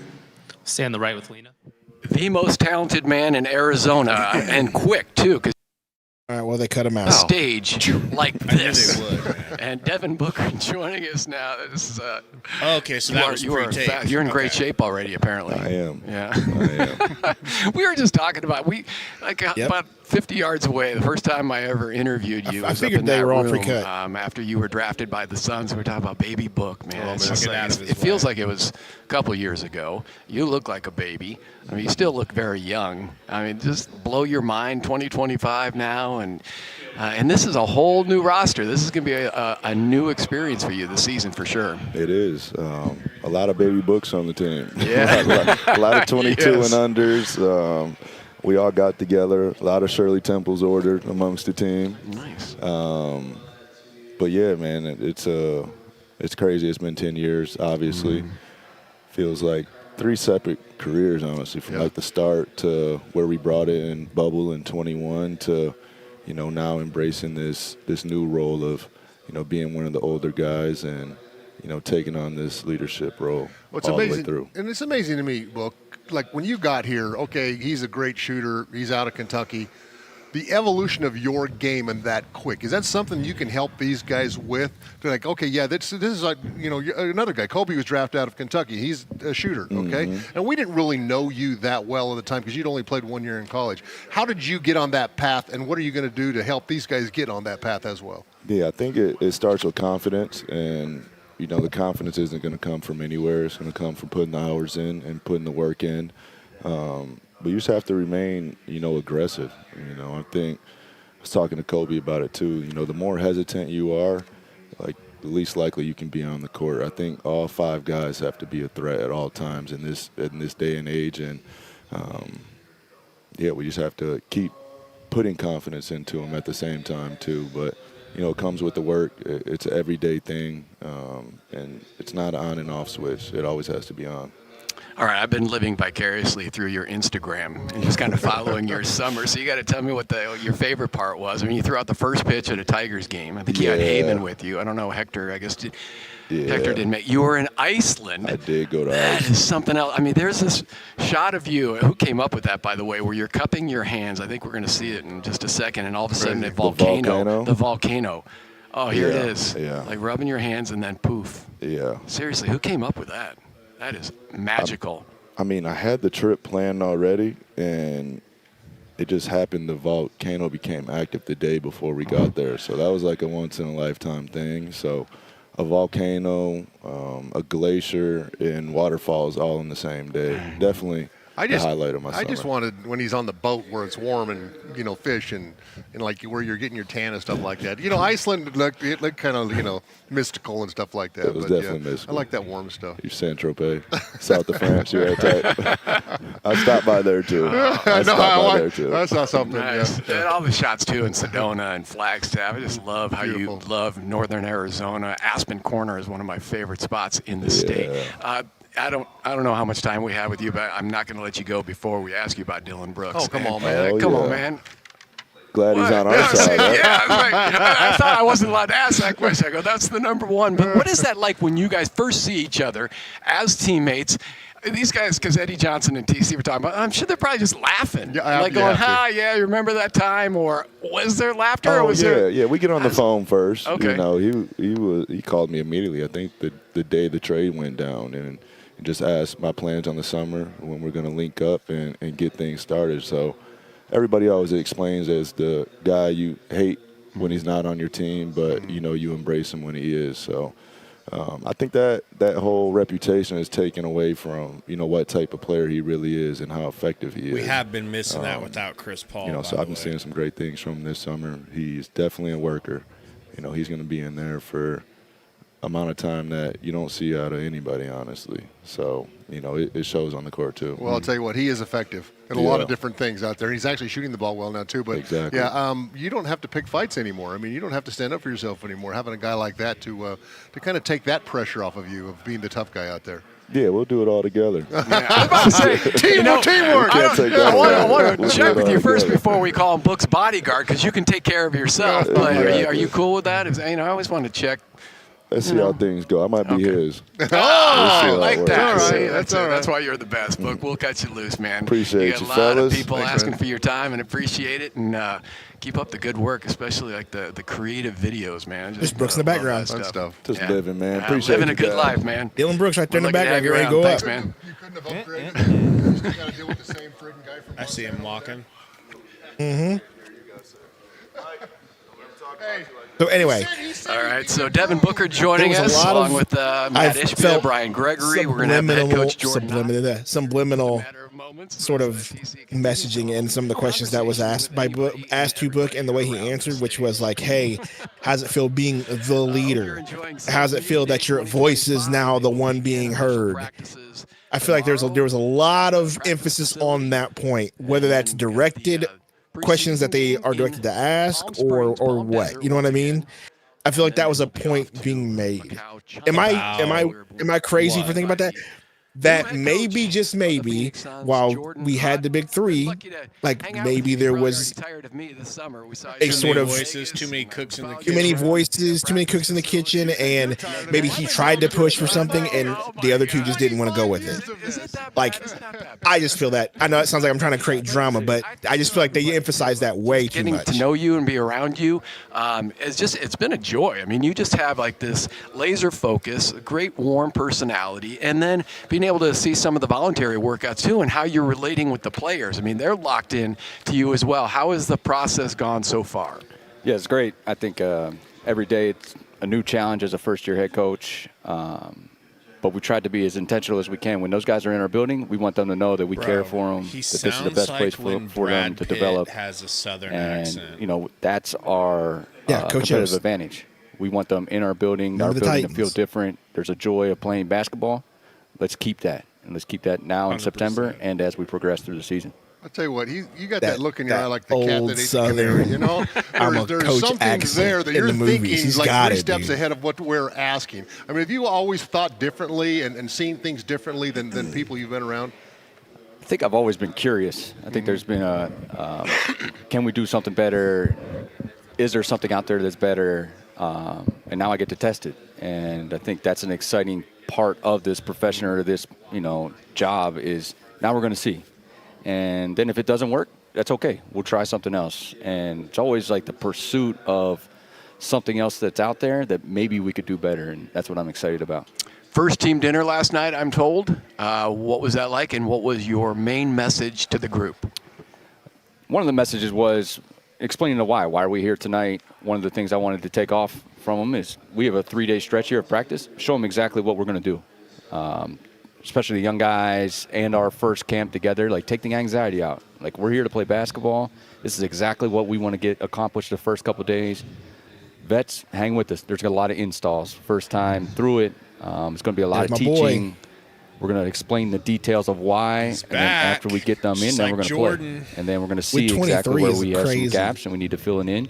We got to speed this up. We're going to China, in a couple weeks. So that is going to be a challenge for us to get it up to speed as we go to China and maximize that time not only on our court Games here, at 7 and 6 a.m. also in that Are air. you going to it's wake like a little up bit or of a stay team up for bonding this? I'd probably just stay point of up. our preseason that we're extremely excited about. Yeah. Well, you Or made take a nap just a until, drastic like, improvement 3, with 4 that a.m. Cleveland team. I mean, they were really good last year, and you were obviously instrumental in a lot of that. What do you see that you can bring from that team to this team to try and help them make that next step? I think style of play matters. I think style of play is a competitive advantage that we can have here in Phoenix, and it's not that exact style of play. It's what fits our guys the best. And obviously, we have all different types of experiences, coaches, players. We're going to try some stuff early. If it works, great. If it doesn't, we're going to move on and try to find something that will work for our group. So, I think both ends of the floor, the game is changing. It's obviously faster. Guys are moving more on both ends of the ball. Defensively, it's a much more aggressive style of play that is out there. And then you got to rebound. You got to win the possession game. Both sides of the ball, you got to win the possession game. So we're going to try some stuff early. We believe real strong that we can impact our group early in our style of play. And it's a continuous process over the course of the season. All right, I'm watching post-game after the Bears won last weekend, and I'm thinking about you because their first-year head coach, Ben Hayes Johnson, Davis, baby. brings all the players together. They're in the locker room, and he starts yelling the motto, I guess, that they have: good, better, best, never let it rest. And I'm thinking, I'm not sure if you're going to be as rah-rah as that guy, but do you have a motto or a mantra for the team this year? Oh, I did see that, and I've seen multiple football coaches do it. I think they have an advantage that it's only 17 games. We have 82 of those games, so it's a little bit. Our post-game locker rooms are a little bit different. So I do believe in the process. I believe we can get better. It doesn't matter if you're a rookie, you're a veteran player, staff. I think we all can get better, and having that mindset when you enter the building in the right frame of mind. And we're all here to do the right thing. I think we all can get better. So that you just stick to the process. The outcomes will take care of itself. It wasn't your wife from Tucson, or do you have some roots here in the Valley? Don't you? No, actually I don't. She's from Michigan. Oh, okay. But one of our staff members, have I some read roots. something. It's tough getting publications up on top of the hill. You know what I'm saying? Wi-Fi doesn't work. How he likes it that way. How are you liking the Valley, though? Yeah, I love it. I mean, obviously, sunny every single day. Haven't spent too much time in cities like this where it's sun every single day, and we have 2 small kids. Enjoy the pool. They've never been around a pool before, so the city's great. I know in the winter when you get off the plane, off an East Coast trip or something up north, and you get off the plane and it's good weather. It just helps all of us. Like it's a big step from Cleveland. Yeah, it's a little Brooklyn. Yeah, a little I different. know. A little Yeah, you're different. going to love the winters. All right, Coach, thank you so Thank you, much sir. for your time, Great and to we see will you see guys. you this week Yep, at we'll see you some soon. of the training camp workouts, and then. What do you think of Coach Yost so far? Again, I hate to keep bringing up the Seahawks because I know people and are Cardinals fans, but he just reminds me of that sort of, like, even Jonathan Gannon for the Seahawks, like just that sort of millennial, matter of the fact, nerd, weird personality. Like, he just has that. I don't want to hear Bartlestein say a single word. I'm muting this right now.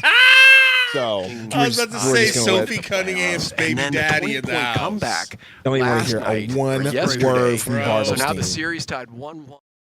I can't imagine the jubilation that you had watching that. It was awesome. Well, first, it's great to see you guys. It means we're here, which is awesome. That's We get to your spend some time Nepo this summer. baby boy But right the there, okay? unbelievable game. You know what they?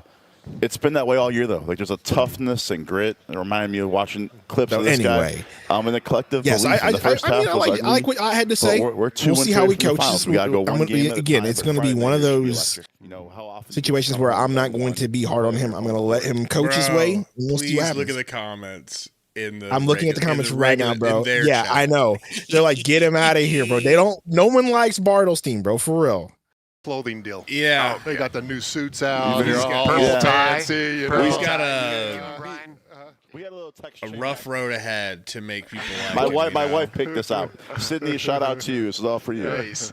Hey guys, how do you feel that there's no more TNT basketball anymore? I mean, it's going to NBC, right? So I mean, it's going to be on regular network television now. I think it's sad, but TNT just didn't want to pay money to have games There's Jalen Green in the background right there. Yeah, he must be going up. I think he was just on the podium. Somebody said in the chat. So I think we're going to get his interview next. It's on Twitter already. You hear 19 last year, 7 just get into the playoffs, and 27. I mean, TNT. I just think that they just didn't want to pay the NBA the money to have those games on their network anymore, and so ESPN and NBC said, "Yeah, we do." So they paid for it. They play fast. And that was all intentional. Like when we sat down after that 9-1 season and said, how do you build this thing back up?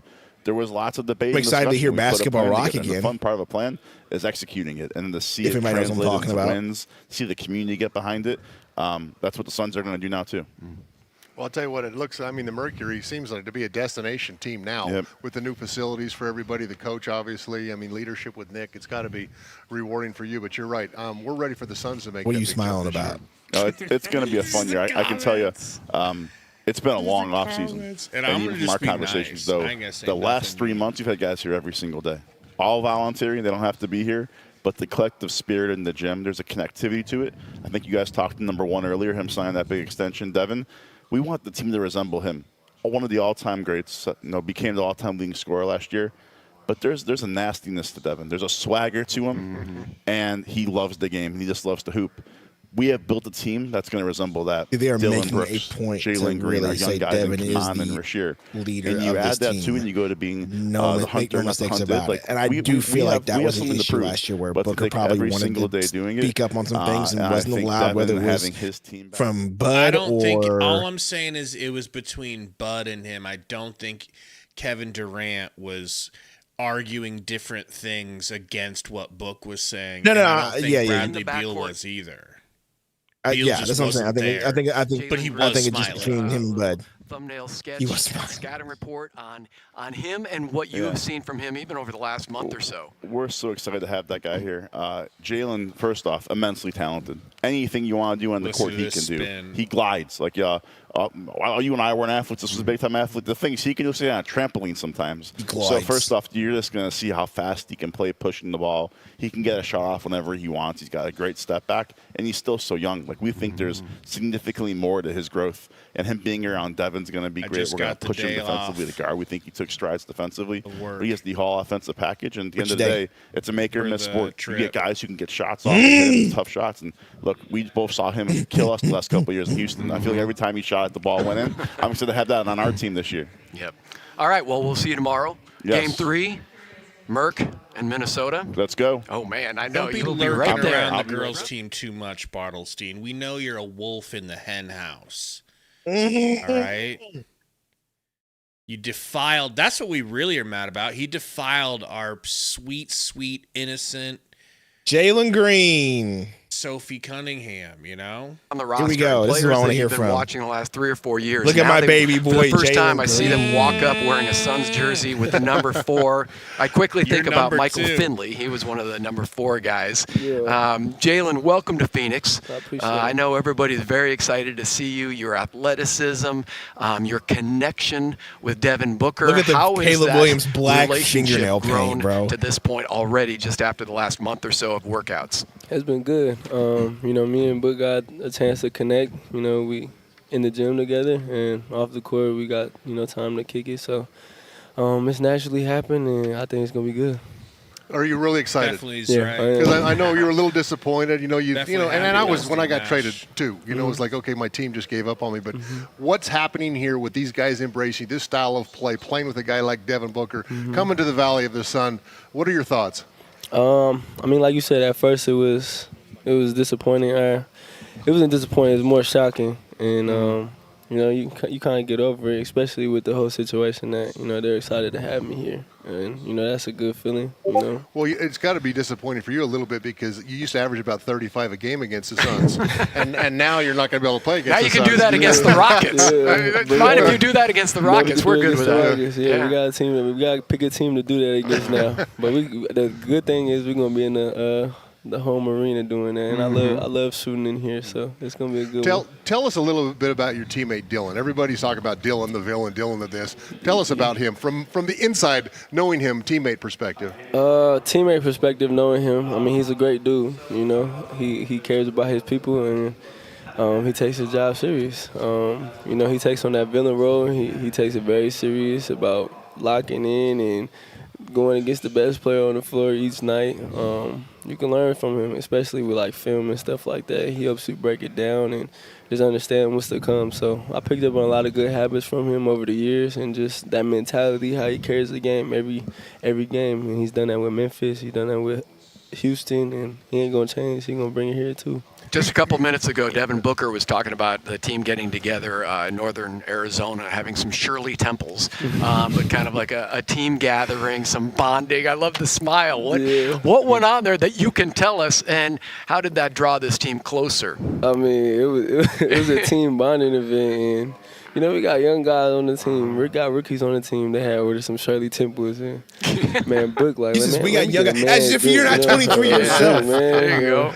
But it's crazy that they're that much younger than he is. He's 23. And, it was a good night to kick it and just get to know each other. We went out in Flagstaff, and that was my first time there. That elevation there is crazy. And I know, hour and a half away, and then all of a sudden you're up in the forest. Yeah, that's what they was telling me, that you could go from the snow up there to coming back down here to the heat, which is crazy. I ain't never heard of nothing like that before. Book's got a pretty nice spread. Yeah, it's smooth up there. It's a good spot. It's very low and quiet out there. He's big into golf. Are you going to take that up? Is that something you've I just went golfing. dabbled in? Yeah. I just went golfing. Wait a minute, Book lives in Flagstaff? Yesterday. Is that what you just said? Terrible. I'm gonna stick to basketball. Or just go to Top Golf. Top Golf, they don't keep your score. Yeah, they don't keep your score. Yeah, but it's embarrassing if you whiff on one and somebody's watching there, especially when they've had a couple of adult beverages and they're pointing it out. Yeah, for real. For real. When everybody asks about how is this new backcourt going to succeed and work together and be productive, how do you answer that question when other people, friends, family, guys that you've played with, like you and Book in the backcourt, why will that work? Well, I always say that I think we're going to complement each other. I'm going to bring my athleticism and, my speed. And, I feel like I'm going to give him a lot of open shots. And, I feel like he's going to do the same for me, too. We both chasing the same goal, trying to win, trying to get back to the playoffs. And, it's easy when you chasing the same goal with somebody. So, we got a good young core, young talent around us. It's very similar to, what I just came from, just being a bunch of young guys. And as long as we emphasize the main thing, just go out and play harder than everybody, that goes a long way right there. So. Something you guys did in Houston every night. Every night, playing harder than everybody defensively. And, that sometimes that was People saying, we got low our main energy. focus Like, that night. We shut up in the defense, chat shots not falling, on the real live stream, bro. That's crazy. Score 115, 120. It's They're saying Jalen has low energy? Yeah, because the way he's talking. It's like, what do they want him to do? Talk like Ishbia? A mile a minute? Yeah, right? Well, no, we've talked about it here today. I mean, this team's going to win games with defense. This team's going to win games being tough and being hard-nosed. We have not seen that here in the Valley. And then most importantly for me, who I used to be an offensive guy, they got to pick their poison with you and Devin. Who's going to be that? Who's that defender going to be on? You know what I'm saying? So it's going to be, and there's a lot of switching that goes on in the NBA. I know like that, but I'm sure he's going to defer to you at times, and you're going to defer to him at times, depending on matchups out there. 100%. I mean, like you said, that someone they got to pick someone. So like we've said, heard it's that gonna be a before, good fit. Jalen. I Don't think go we'll down that complement each route. other. Final question. What? Do you keep receipts? Like, Are you they're keeping gonna track have to pick of somebody those to guard. detractors, Yeah, they'll figure it whether out. it be Trust. your game or the expectations, the lower expectations for the Suns in terms of win totals? There's a lot of discussion out there, a lot of different opinions. Is that something you I know exactly how you they figure out how follow they're and gonna you can't guard us, wait at 'cause the they end of the say, season to Bradley go? Beal. Yeah, I remember. This is what you guys Why said. is Dylan just walking You around? always got to keep He's receipts. going to be next. Because he's going to be next. He just did the main podium. Now he's going to do this interview right here. That's why he's on the side. Goal, fight, whatever you want to call it. That's where Jalen just Green to was battle against something when, and keep that in the back of your head. So Augustine always was keep talking, receipts so. about everything. And I Brooks will think be next. when I saw you in Vegas too, you were behind the camera. Somebody else was being interviewed, and you were kind of knocking something off. It was like there was a chip on your shoulder. I think that's what the message was, right? Yeah, for sure. There's a big chip, man. Yep. We're gonna handle business this year. I love it, man. I love all of that and the smile on your face. Yes, Welcome sir. to Phoenix. I appreciate it. All Thank right, you. your former teammate is up next. So go ahead and hand the headset over to Dylan Brooks. Good to meet you. Weird to This is so hear. much fun. It's just like Just bring them in, one after the other. All right, I'm excited for this one, bro. Oh, Not gonna man. lie. Dylan, My guy, Dylan before we get Brooks. started, My guy, one of Dylan my Brooks. first My guy, memories Jalen of Green. you, Not and your 'cause you guy. played in the My Pac- guy. 10, I don't know how many 12. we're in the Pac-12 then. Yeah. But Bobby Hurley was on the radio, and this was going into your draft, your NBA draft, and he was being interviewed, I think, on the radio here, and they asked about Dylan Brooks. I'll never forget this because it just stuck with me. He goes, as a coach, as a teammate, this is a guy you want to draft. This is a guy you want on your team. And that's coming from Bobby Hurley, who obviously a very aggressive, confident player, coach. So now years later, here you are back in Phoenix and a member of the Suns after the trade. What were your initial emotions when you found out you were coming here to Phoenix and then being a teammate of Devin Booker as you guys have had your battles over the years? It was mixed feelings. I was sad because I'm leaving a great team that, me and Fred helped build in Houston Rockets. Was planning on, going back and trying to, get better and build my role out more and more and more. And then, once the trade happened, I guess, I was sad and happy. I was happy that I can be able to, somebody wanted me. Bro was and talking be too able smoothly right now, bro. Change an organization, a culture, and they think that I can do that, and seen it done before. So I was happy that the sense of confidence that they have in me, and it comes with a lot. And I was at a spa, so I was real relaxed as well. So, hey, bro, this guy. This is why bro is crazy, happy to dude. be a Phoenix Sun, and change this around. I'll tell you what, the Dylan the villain, the crazed look. I mean, when I played in the league, there were guys like you. Well, maybe not quite. I mean, like you, but not. You take it to a level sometimes where you just Someone go in out the there and chat says he just sounds stand like there and look at Aubrey. people. I'm done. I'm like, how do you do that? Like, do you plan on this? Is this part of your? Okay, this is what I'm going to do. Yeah. And you go out there and do it. Yeah. That Epstein shit was the I shit I watched expected. a lot of boxing growing up. Okay. Mike Tyson, especially my dad loved Mike Tyson, and the thing that he would say is, once you're head to head with somebody and you just stare them in their eyes and they look away first, and this is going to sound so weird. You It have reminds them, me of Prince, that they're the singer. They're trying to look away. They're weaker or whatever the case may be. And everybody said Prince was a killer for real. That's why. They That's said why. other things. Hey, yo, stand Beat, there that's and crazy, stare dog. At the opposite side, and I hope every single time it's the opposite side. Well, it's And fun please to- don't do that to the broadcasters. I hope. I've never looked away Oh, my before, God. but I may look away now. But what I'm most impressed with, Dylan, is not only you have that tough mindset, all of that. Your 3-point field goal percentage is over 40% now. People don't really acknowledge that as much. You're a threat out there, and you'll get open shots with Jalen and with Devin out there on the floor. For sure. Those guys are downhill attackers. Get a lot of attention. That's your starting on three the right there, offensive end or four. for their defense. So Him I'll be and getting Dunn, a lot baby. of shots on that high quad, or when we slide Gooning into out that there, corner, I'll be and I getting don't a lot mean of it in the shots. bad way. One of my goals is I want to get more 3-pointers. Gooning I wanna, behind the it's like 3-point line. 39 point something. I want to be actually a 40. Him and Dunn, baby. Him be and able to Dunn. be on scouting reports where guys, they got to run me off the line, and that brings me to The fun stuff. Exactly what I grew up on was all in the mid range and finishing at the rim and giving Mark, Nick, and Man some touch for a dunk. Man, I like that. Come on, Malawatch. That's what his nickname Man, was. Man? Man. Yeah, Man, exactly. yeah. He's been up on a mountain for a while. So I Man gotta, is Kaman's game. some of the jargon. So Ryan Dunn was asked about I love it. some of the workouts, Man, pickup Grindhard? games, going into practice, and he said, "How are things Man, going to be different Grindhard. with a Dylan Brooks type of player around?" He goes, "Oh, it's going to be feisty. There may be fights, like."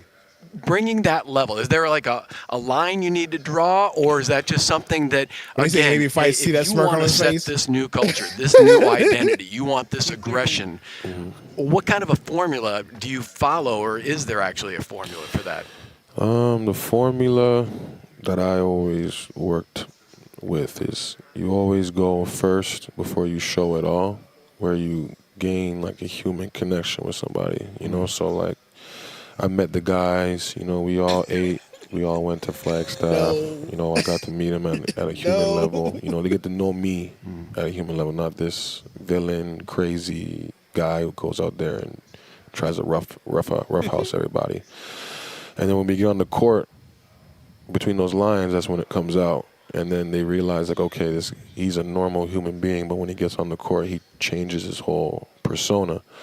And for me, like, that's what I want to teach to these guys, the rookies and all this, is like, you know, you can be yourself, you know, when you're, you know, off the court, but when you're on the court, you got to home in everything and just be so locked in, and it'll bring out everything that you worked on in the summer, everything that That's you what I'm saying. wanted to do in the season, and then ultimately. But him being calm like this is crazy. That into, you know, but he just going said it right against there, these like, "Hey, bro, guys you can be that calm and be are yourself, but supposed when to you're on be the court, become a dog." I like that. all-stars and scorers and all this stuff, and you're gonna want to challenge yourself to be like this stopper or this scorer or, you know, the best shooter or whatever it is. Once you find yourself, and that's just me wanting to get it out of you.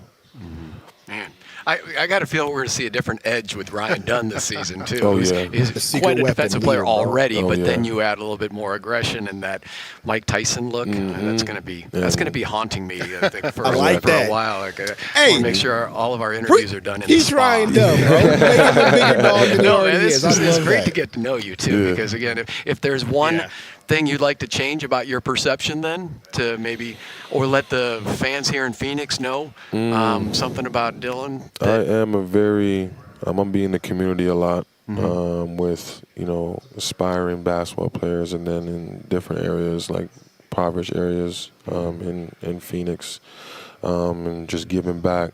But, you know, I don't want to change anything about myself. I want to be the villain. I want to be, you know, the guy who every time I come on the floor, you're thinking about, like, what is he gonna do next, you know?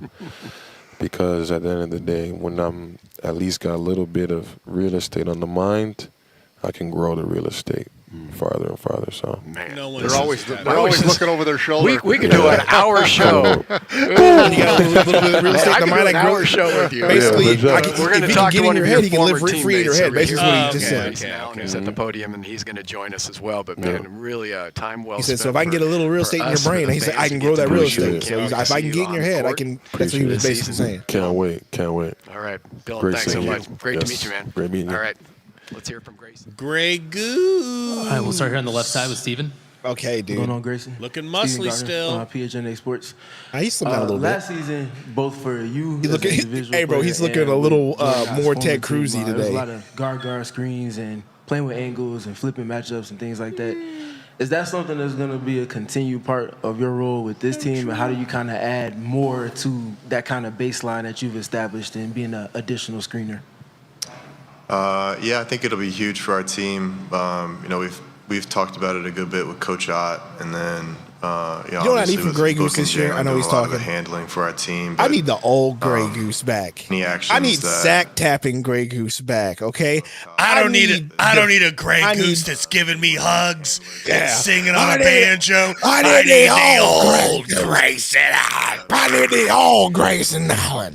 which I think is unique. I know what you mean. Have anyone as I need him to just stay healthy. athletic getting That too. downhill as him last year. I think that when you have such a downhill threat off those small actions too, they become even more effective, especially for the shooters too. So I think it's something we'll be doing a lot, and you just got to get really good at it with messing up the timing, when to screen, when to slip out, all that stuff. Hey, I like Just Dylan Brooks get too. really He's good my at the guy. details of My it. guy, Dylan Go to Brooks. Eric. Okay.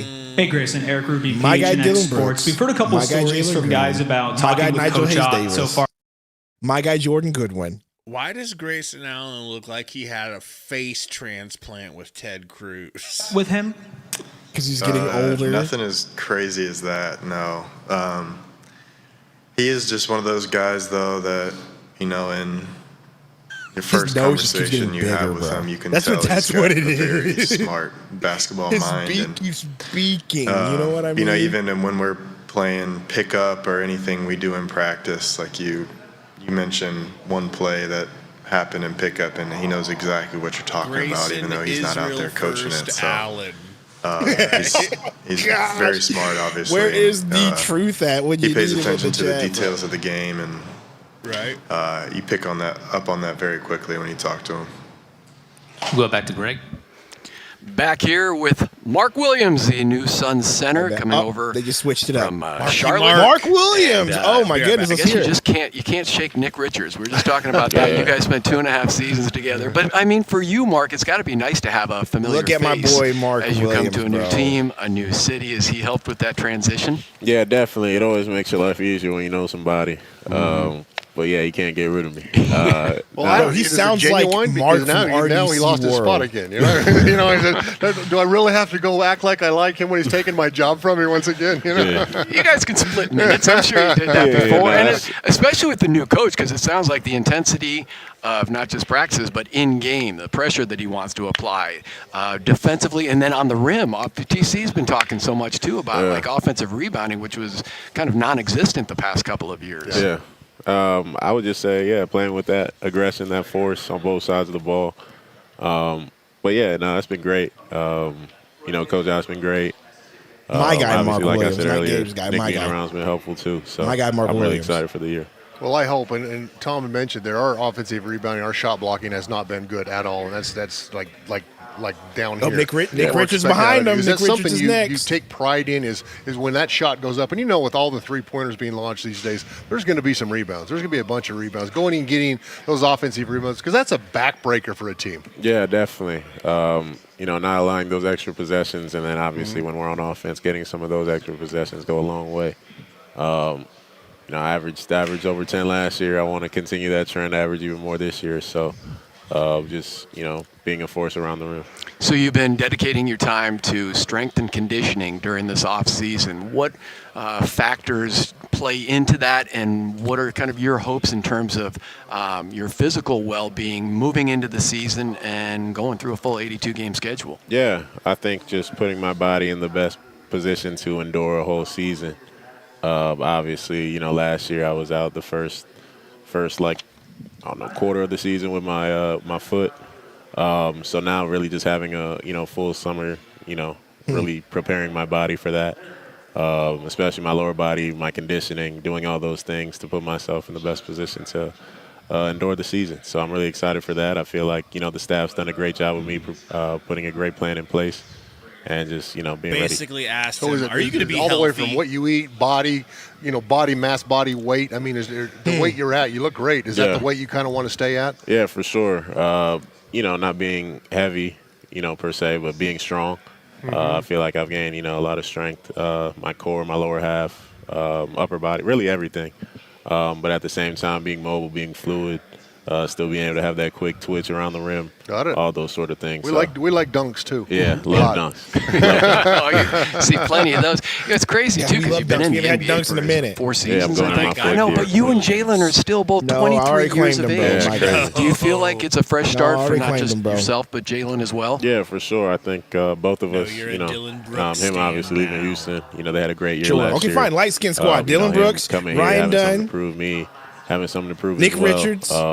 Showing I'm able, to be out on the Oh, floor. so? And being I'll that even claim force Jalen on both Green, sides and I of the get ball booked for then. a full season. I think really the whole team, guys that have been traded here, all are 'cause trying to you've prove always that, been the they book belong. hater. They're, those caliber of guys. So I think, we're going to be better than a lot of people think.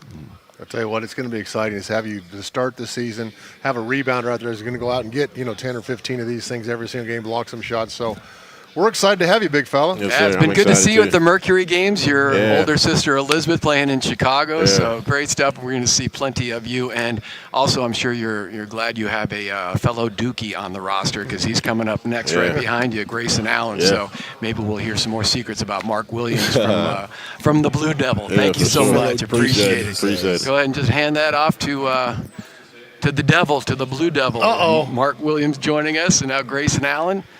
The chiseled Grayson Allen. I was going to say. Dang, man, these We got guys are some Duke so. players What's on the this deal, team? man? How about that? Look at you. Woo. Good. There's no more baby Nurk this He is year. pretty ripped, bro. He does look ripped. I'm Oh not my sure he God. really appreciated that last year, but man, you look in great shape. What was Yeah, the what was the focus of training? this past summer? A lot of conditioning this Best way summer. to stay healthy all year. Yeah, I had a conversation early in the summer with BG Brian Gregory about the way the NBA is just rapidly changing, and that I feel like conditioning is almost turning into one of the most important skills you can have out there on the court. With how like people are asking guys to pick up full, play fast, change ends quick, crash the offensive glass, make multiple movements and cuts offensively, and to do all that and to be effective, like you got to be in great shape. So yeah, when do you take a breath? I used to do that on the defensive end. and still have the feathery 3-point touch, which you have, right? That's a big part of it. You got to be able to do a lot out there. So how is it? It's got to be. I mean, the difference right now going into this, what it is now and what it was even going into last season. Just the team in general. Well, just the philosophy, okay? I mean, it seems to me that the attention to detail right now, crossing the T's, dotting the I's, making sure everything is in line and ready for you guys to go out there and perform at your best. Yeah, I think that just with the group that we have, like that's what you have to do to be successful. If we're going to win games, it's going to come down to, are we playing just as hard or harder than the other team? Are we getting extra possessions? Are we paying attention to the details? Are rotations sharp? Are we making sure we get good offensive possessions most of the time down the court? Like there is no taking possessions for granted and trying to trust a great shot maker to make a shot and bail you out. Like we gotta create wins for ourselves this year, and I think that's the focus. And you talk to Coach Ott for a second, and you can tell he's got a great basketball mind. Yeah. And so he's focused, right? Yeah, you can see that in his eyes. He's locked in. He's already got us going. He can probably remember every play that happened in pickup this summer. Wow. He's that kind of a savant. So 3 rookies, and you got Dylan and Jalen coming in, and the fellow Dookie, Mark Williams. I want to ask you about Mark, because obviously you're still very well connected to the Duke program and probably followed his progress. Tell us about Mark and what he can add to this team. He was talking about working on his strength and conditioning and obviously his health this season. But when in shape, when healthy, how big of an impact? Because in talking to some of the members of the front office, they think he can be a real star, one of the top 5 centers in the NBA. Yeah, I mean, he's just from playing against him, like he's a great rim protector. And if it's not blocking shots, it's altering shots. He's one of those guys you can kind of – he allows you to pressure up onto the ball. Like your defense can get a lot more aggressive when you have a guy like that behind you, because it's not, if they're shooting a contested layup against Mark, it's not a good shot for their offense. So if we can pressure up teams and force them into that, that's good for us. And offensively, having a guy like that who's a lob threat, a great finisher at the rim, that adds another a level to any pick and roll offense, or when we get into multiple driving kicks. Like if you get paint touches, to have a guy you can just throw it up there, let him go get it and finish it. He talked about his own quick twitch muscles around the rim, and seeing him and watching him, he catches and finishes quick. Yeah. I mean, and he's big. And so, I mean, that's got to be a good option for you, because you're just like, okay, here's an assist. Just throw it to the big guy inside of 5 feet, and he's going to throw it down on somebody. It makes it a much easier read in the paint when you're just waiting for their center to step up a little bit, and then you can throw it up or drop it off to him, and it's 2 points. What was your summer highlight with Emsley, Morgan, the Pups, getting out of town, or where? Yeah. We took 3 main trips this summer. I think the favorite for everyone was Hawaii, and I think we actually had the dogs out in Hawaii too, which was really cool. Oh wow. But that was Emsley finally started to play in the sand and not try to eat it. So I think that was a big day. That's what I was looking for. Don't eat it. No, don't eat it. Yeah, she had a lot more fun in Hawaii than other beaches she's been to. That is That's great, fun. man. Yeah. I'm sure you are just an awesome girl dad. Thank you. We're always going to be bringing up Emsley because she was born while you've been here with us, and to see that progression as player, dad, husband, it's really fun to watch. And looking forward to the season. Appreciate you as Thanks, always. Guys. You look great. Thank you. Yeah. I love all the demands that, talking to Brian Gregory, we want you to, pick up full court. We want you to help seal the paint. As Ryan Dunn joins us now, this guy has been There was no off-season. There was no off-season for you. I mean, you and Oso were everywhere.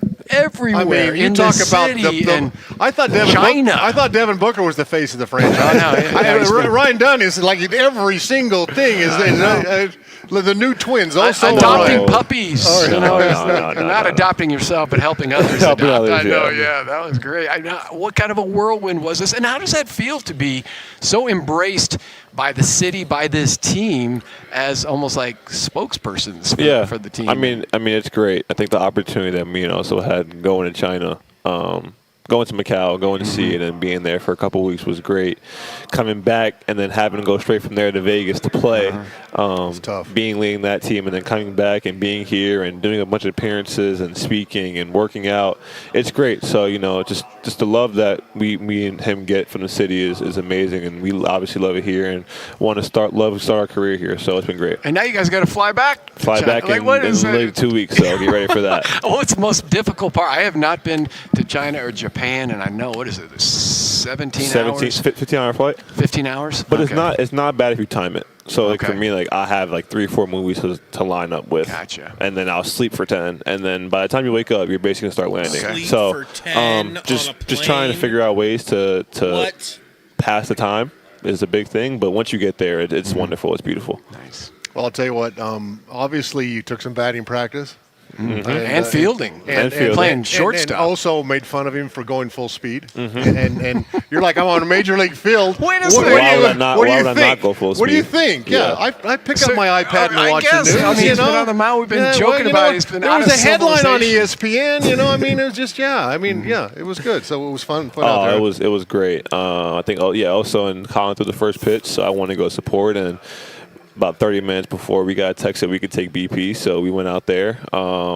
Me growing up being a baseball player was like being a little kid again, and being at shortstop with Marte, and just talking to him, and then being able to hit. And I almost got one out. I thought I was going to get one, but was a little short. But it was great though. Well, being 6'8" on the field. I mean, the only other guy is Aaron Judge, who's like 6'8", 290 or whatever he is. But I mean, do you feel large out there playing baseball, or do you feel like you can still do this? I feel like I can still do it. Maybe a little bit larger than before, but no, I feel like I'm just having fun out there. No, you'd be a first baseman. Sure. You couldn't be out there doing that. Or I'll stuff. pitch. Oh, you can throw? I can throw a little bit. You're like got a little big unit in you? I'm more like I can spot it, put it where I need to put it, but I'm not a hot arm, but not a hot arm.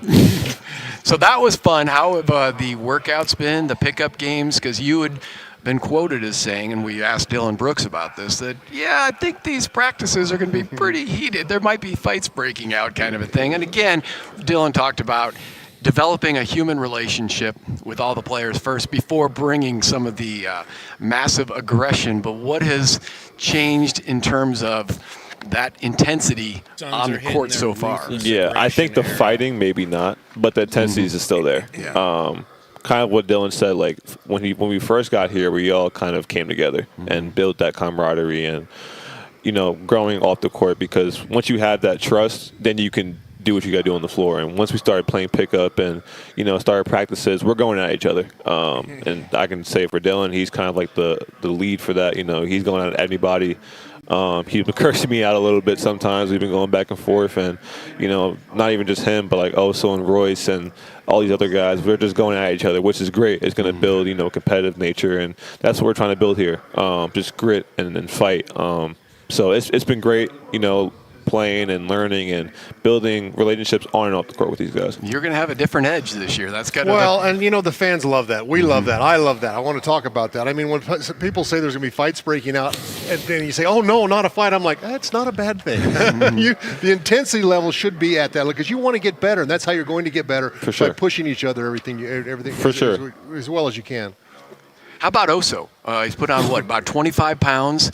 You guys spent a lot of time together, obviously, not just in the weight room. I know. How is he transformed? I couldn't leave him this whole summer. I felt terrible being by his side all day. I want to be alone. But, he's been great. From the start of this offseason, he's been putting in so much work, not even just on his body, but on his game. Him getting – look at the muscles.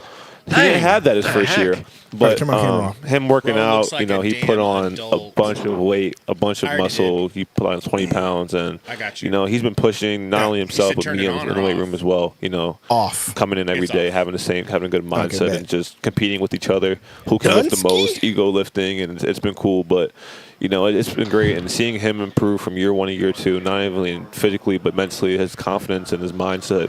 It's gonna be. I'm excited for him going to year 2. Ego lifting. Well, A little bit. Yeah. But I'll tell you what, like that. if you gain body weight and mass like that when you're lifting, you got to be consuming some groceries because your metabolisms right now are high. Yeah, so no, you got to be eating. he's been eating. He's been doing that too. I used to be able to do that. They got to cut back. So final question from me, Coach Ott. What has he already kind of brought to the table? And we discussed a little bit about, and we don't know exactly what happened last night, but that was the first team dinner. And his message, does he have kind of a mantra or, a motto going into this year? But what you have seen from him so far in his first training camp and first NBA season as a head coach? Yeah, no, he's been great. I think when he first got here, just the way that he was able to embrace everybody, bring everybody into his office, talk to them, get to know each other, and then kind of just trying to figure out where he sees the offense going and the defensive going, and where can I align or Devin align or also align in his style of play, which has been great. And, working out, it's cool seeing your head coach on the floor with you, like helping, like passing the ball, rebounding, guarding you sometimes, and just giving you tips has been great.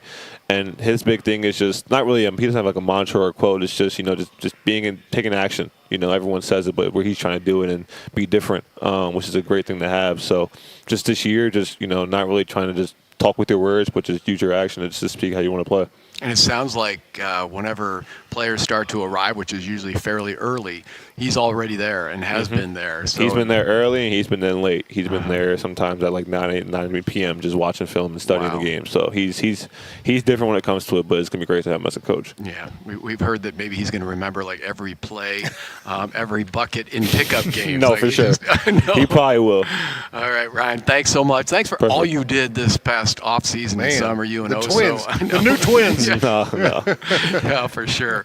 And have a great second trip back All to good. China. All Appreciate right, you guys. Thank you. Appreciate you, Yes, sir. Ryan. Take care. All right, see you around. And Such a respectful on deck, young man. coming up next, Nick Richards. Rapid fire. Ooh. Yeah, he is. Look, getting his photos. Barry Gossage, I'm sure, getting his Everybody. Hall of Fame. camera. Everybody's There's coming. Barry. Look at that. They pull out. It's almost like they heard me. Everybody's like coming in all ripped and stuff, Who's been here longer, you or Barry Gossage? Me? The cameraman or? I don't know. I think Barry's great. Oh, hey, Barry's Nick been Richards there. is here. What's up, guys? How y'all doing? How you doing, man? There he is. Good to see you. How was the off season? What was your Look at my focus? boy. Man, I was in market most of the off season, so I got to be a part of this Arizona Heat all summer. But for the focus, man, just trying to get stronger, be in a better situation that we were in last year. For me personally, try to build on what we were doing. Just be more focused. I would just say that overall. How about Isn't he, 3 7-footers on the team? Yeah, That doesn't happen. And this team is lack. We've talked about a lot. white. The rebounding, the offensive No, rebounding, the rim protection. You three have got like, to be taking it personal now that we're going to change this whole From thing. like, I Oh yeah, can't for remember what sure. country it is. For me personally, Haitian? Was he Haitian? It didn't really. Is that what it was? End up the way I wanted it to end up. When I got traded here mid-season, we had the expectations of making the playoffs, and I think it that was. not just me, but everybody else on the team is taking that personally, and it's we're using that as motivation, to get better individually. Hopefully we can make a playoff push. I think it was Haitian because you can I kind of know hear that every single the person accent. on every player and all the guys on the coaching staff has that on their mind. What was your reaction when the Suns, on draft day, acquired your former teammate, Mark Williams? You're like, here we go again. Yeah. I mean, me and Mark are pretty close. We don't. We always have a good time whenever we're around each other. He's going to be a great addition to the team. He's going to be something special. Hopefully, he's able to play every single game this year. What makes him special? What makes him stand out to you? I mean, for me, the one attribute of his game that a lot of people, for me that I find really amazing is his hands. He has really good hands around him. You know, LaMelo, he has these, whenever we were in shot, LaMelo has these, fancy passes, but Mark was always able to catch every single one of them. So I would say Mark's hands is probably his strongest attribute. So when you're out there on the floor against him, is he your friend? I think that smile says it all. I would say it's healthy competition between both of us. You got to be competitive, and they can be your best friend, but you got to make him better. He's got to make you better, and that's going to make the team better. Oh, for sure. We've been on the same team together for 3 years, so it's like, we know what it is at the end of the day. We're boys off the floor no matter what. We hang out together. We grab dinner together. But, we use the time that we're on the court together, not only to compete, but to also make each other better. I think there's a big curiosity factor when it comes to Kaman Malawach. I mean, when you're taking number 10 overall in the first round, the hopes, the expectations are obviously there, but then you have to kind of step back maybe a little bit when he's 18, just turning 19 years of age. What has impressed you most about Kaman so far, and what is his ceiling? His energy, man. Like, it could be the fact that he's just so young, but the fact that he comes in every single day to the gym with a smile on his face, the positive energy, he's getting ready to work every single day, it's contagious.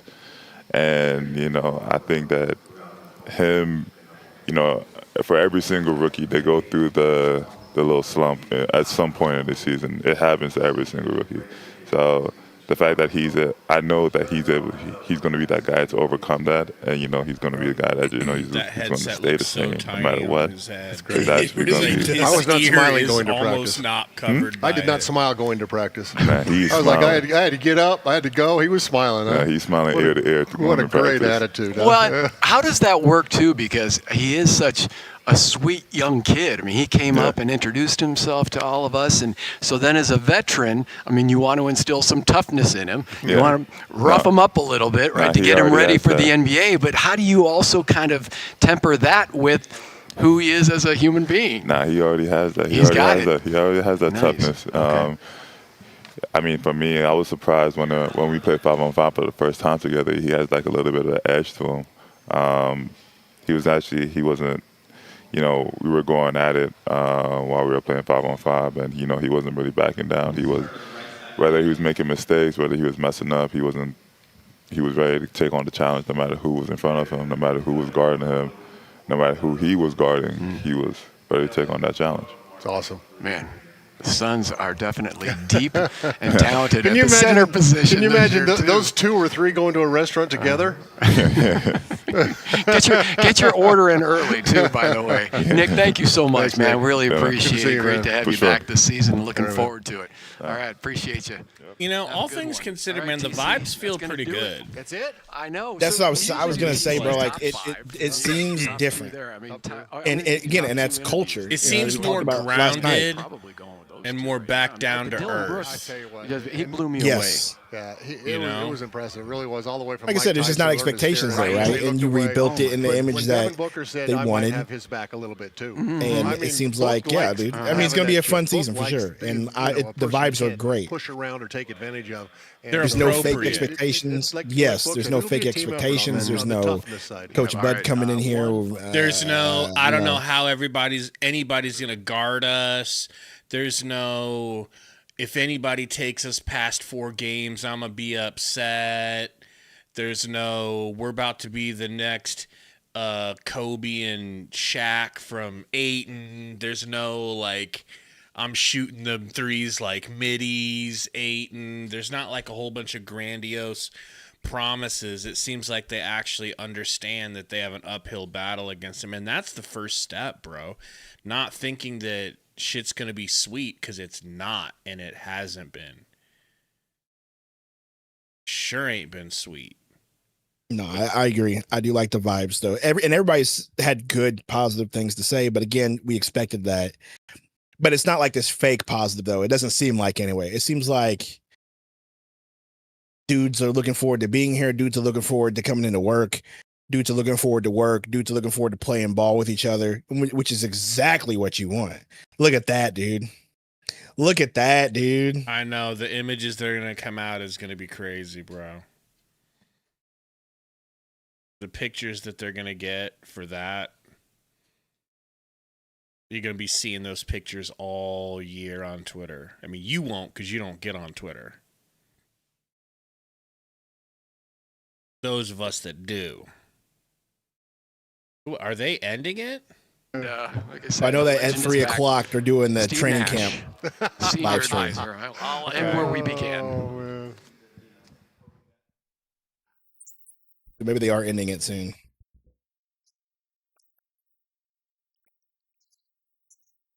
"22nd.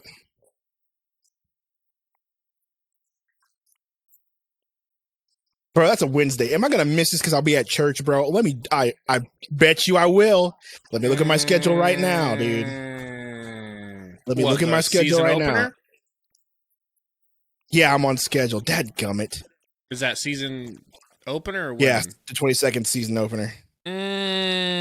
Opening night without Sundo. Yeah, this is insane. I have to be there, so there's no backing out of this one because if somebody's getting married that weekend at church, and so I'll be like the only person on staff available. So I will miss the first part of opening day, which is that's aggravating. Why do people got to get married? How dare people get married and interrupt my day? Well, so Gabe, what do you think about? That's rough. It is. What do you think about the media day? What do you think about the vibes, as you mentioned? What do you think about some of the dudes they interviewed? What do you think about things that were said, minus Bartelstein? Because why was he even there, right? like, what do you think about? Why did Bartelstein need to talk? Because he's second in command technically, right? Isn't he like president or something of operations? He's something like that. So he's something in the front office, right? So, yeah, I mean, I'm sure he had to be there. He's boys with Ishbia. That's his dude. So, yeah, dude. Like, what do you think about what they had to say specifically? Let me just start with Booker, since he is, and I will say this again, as they've already said, he is unquestionably the voice, as they have so put it in the media already. He is the voice, the guy, the leader, the head honcho, was there whenever they were interviewing all the coaches, was there when Jordan Knott was there, and he vouched for Jordan Knott. And that's the word. That's the word we're getting. What do you think about them basically saying all that stuff about Book and him being the voice and the leader of this team unquestionably? I just think that it's just matter of fact. I mean, I don't think it's anything like special or cryptic or anything like specific. It's just like you don't have Kevin Durant, you don't have Bradley Beal. Right. Who else would be the leader of this team? Yeah, I think that's true. But I think as fans, we already knew that. So why are you saying it? You know what I mean?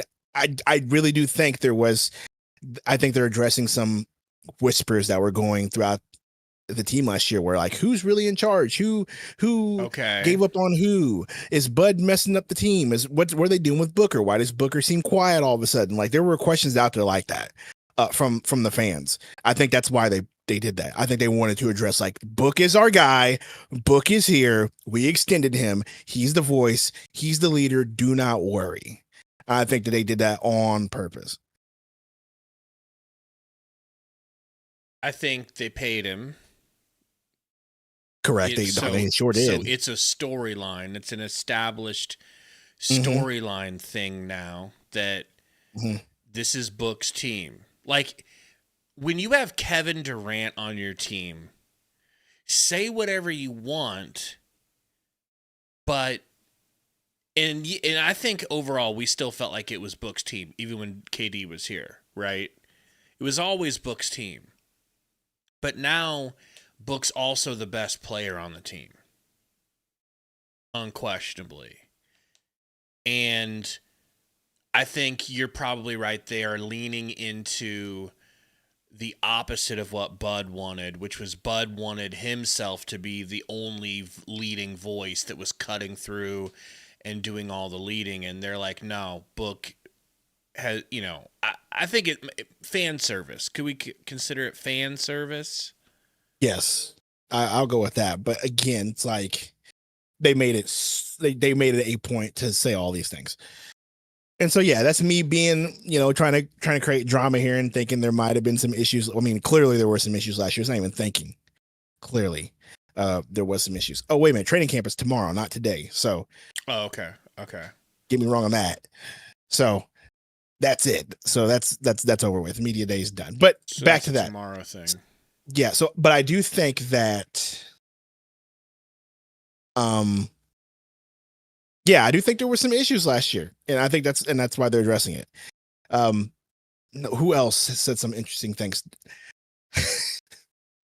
What do you think about people in the chat saying, "Oh, Jalen Green's too nonchalant"? And how did you feel about Jalen Green personally? I liked his energy. I disagree that he was too nonchalant. I agree with that too. I thought he was just chilling, having a good conversation. Yeah. I think him and Brooks, he seems happy. Both impressed me with one, the way they talked. Jalen Green was way laid back. He was like, "Hey man, I'm just here to be aggressive. I'm here to be me. I'm here to play the game. Me and Book going to be sharing the ball. We'll take the pressure off each other.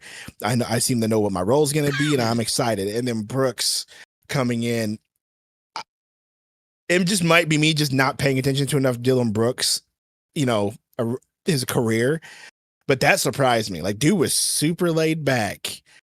I did not expect to get that laid back sort of smooth voice, silent assassin type thing. Like, I did not expect that from Dylan Brooks. Okay, so what did you expect? Just an aggressive dude. Like, even in the interview, like just like give me an example of something you thought he would aggressively Draymond say. Green. Okay, That's so what you I thought he'd have expected. like a Draymond Green energy. Yeah, Green type attitude. But no, bro was just like super silent, quiet. I was like, "Hey, bro, I little like cocky, this." little arrogant, little grandiose. That was not it at all.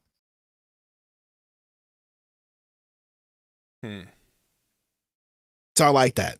That means bro, he's gonna be doing work behind the scenes and putting work in. I absolutely love that. Chuckster says, if you listen to Booker's response, nothing has changed in his mindset about being the leader. Book doesn't need to lead. Dylan has enough leadership mentality to run the team. You will be shocked. I think everybody's going to have the right mentality to run this team this upcoming season and in the next few years.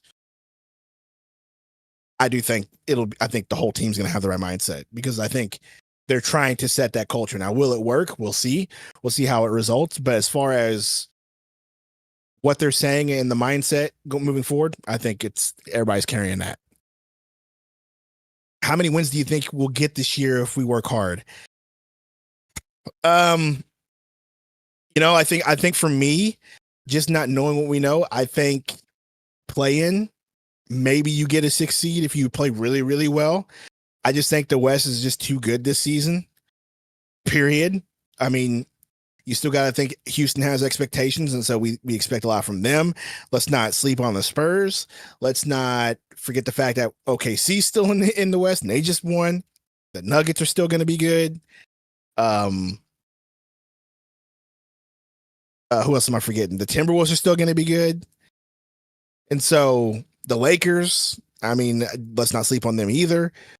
Right. Clippers, like there's a lot of good talent in the West. So I think, expectations as far as not knowing what we know, how they're going to play, I think play-in, maybe you sneak in as a 6 seed is where I'm leaning. But for sure play-in. Maybe we're good enough. Maybe we win the in-season tournament this year. That would be pretty cool. I think that would be neat.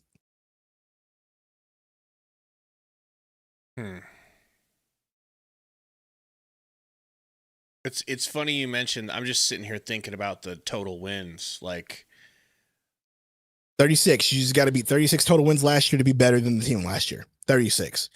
And the expectations in Vegas is 32.5. I think that's Okay. Super underselling. Then let me ask you this.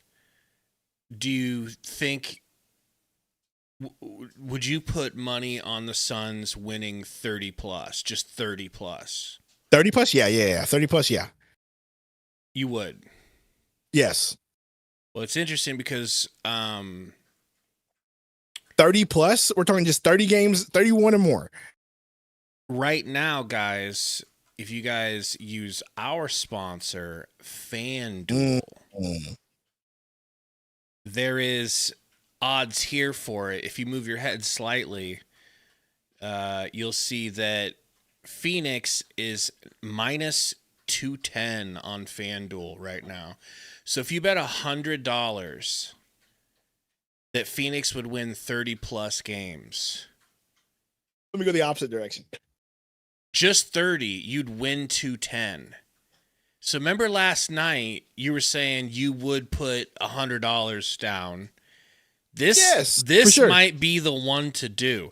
And you were right last year when you were saying the thing that we talked about preseason last year was how many games will the big three play together? And you were right, and I was way off. Way off. So this is an opportunity for you, for all of you guys, honestly. So make sure you guys are using FanDuel this season. We're stoked to have them aboard. Shout out to FanDuel. Dude, I just think that's a bet that I'm taking. 30 games, dude, we can definitely do 30 games. Again, we went over the schedule again. I'm just looking at it again as far as like regular season goes. Yeah, we start off with some tough opponents, but we do have a streak where we're going to be playing a lot of East Coast teams and the Eastern Conference teams, and they're coming here. It's not like we got to go on a road trip to play them early. Come on, dude. Yeah, 30 wins is for sure. Like that. We start off with the Kings, like the winnable game, dude. Yeah. It's 30 wins is crazy. I'd take that easily. So head on over to the FanDuel. Definitely. So tomorrow is the actual training camp. Yeah, 3:00. I'll be at work. I'll get here a little bit later. Yeah, I'll start it up without you. I might be able to stop by for about an hour, and then I got to go to do soccer practice because Sundo's got to be a dad in soccer season. Coaching the kids, man. And we won our first game last Saturday. Both teams. I'm coaching two teams. I'm coaching my daughter's team and my son's team. And we are both teams 1-0, baby. So I got a feeling you're going to be coaching your way up through the ranks. You're going to be coaching for UConn in a couple of years. Maybe that would be pretty fun. You know, for sure. What are you doing to make yourself a better coach? Absolutely nothing. You ain't studying soccer? Unlike Jordan Knott, segueing into that guy real quick. Unlike Jordan Knott. You ain't no Jordan Knott, bro. Who is studying tape. You're more of like who a does bud. Seem to have a philosophy, who does seem to have a mind to want to constantly evolve. That's one thing that I absolutely love what he had to say, which is like, hey, how do we not only stay here and get good, but like all these new ideas, how do I implement them? All these new, the evolution of what we're doing, how do I implement them? I love that because the past, even with Monty, like as much as we love Monty, even with Monty, we saw the lack of adjustments. So hopefully with this guy coming up, there's a lot of adjustments. He should have a long leash to be able to make decisions like that. And he has a long leash just because he's Jordan Knott and he's got that connection with the boys in the front office. So he's got a long leash regardless. But so anytime they would question him, he'll just be like, Michigan State, and they'll be like, oh, okay, keep going. That's fine then. Trime says, well, you guys are smoking the hopium. We didn't say 40. We said 30. The bet is 30 plus wins. Yeah, we won. Yes, I'm taking that bet. Last season. So yeah, I think 30 is it's definitely 30, not 40. Number. 30. 40 is like but he's talking in the chat. because okay, he's talking to Chuck. Because Chuck just said 20. I put money on 40 plus. His Ray says 40 plus. Yeah. Hey, look, I think it's possible 40 plus. I think, heck, I would say we can go 500. Okay, that's 41 and 41. I'll take 500 for real. I'll take it. So 500 would be kind of dope. You know. I mean, I'll take 500 this upcoming season. 40. Maybe you play in. I will see that as a successful season. I don't think anybody else would see that as not a successful season if you go 541 games playing. Started from the bottom, now we're here. Back at the bottom. Yeah, started back at the bottom. But yeah, Jordan, I liked what I had to hear from him. Ishbia's Ishbia. He did say some things that I thought, but that's just owner speak. I like the way he handled the questions about the lawsuits. That was pretty savage. Hey, bro. He's like, you can file any lawsuits you want. You still got to win. He's like, so report when we win all these. I was like, okay. Yeah, because he's saying, I believe you. Everybody loves to talk. He's like, everybody loves to talk about it, and man, like it's a news thing that needs to be commented on. That's fine, but that doesn't mean that they're real and that they're legit. He's like, these are basically saying they are frivolous lawsuits because people think that because he's rich and has so much money that he'll just settle so that it won't hit the news and I'll have to answer questions from Espo about it. Right. And he was like, and he's like, what? I don't care. Go ahead. He goes, but then I would love it if you guys would report when we win them all, because that seems to not get reported. Yep. I love that statement. Very well handled, bro. No Steve Nash. Nash didn't show up. Nash wasn't there at any media. I think Nash should have been I thought there. they missed a big opportunity, but he's out and about. Is he still doing the Amazon gig?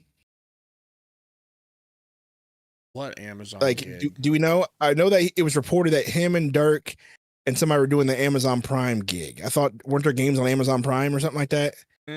Quote me if I'm wrong here. That makes sense. That's a good pairing. And so, see, the Amazon reveals new broadcasters. Let's see here. That was a day ago. Yeah, hold my cup. I was hoping that we'd get to see the young players talk and stuff. I don't know. They cut it off. I mean, I don't know if they did talk to more people or didn't.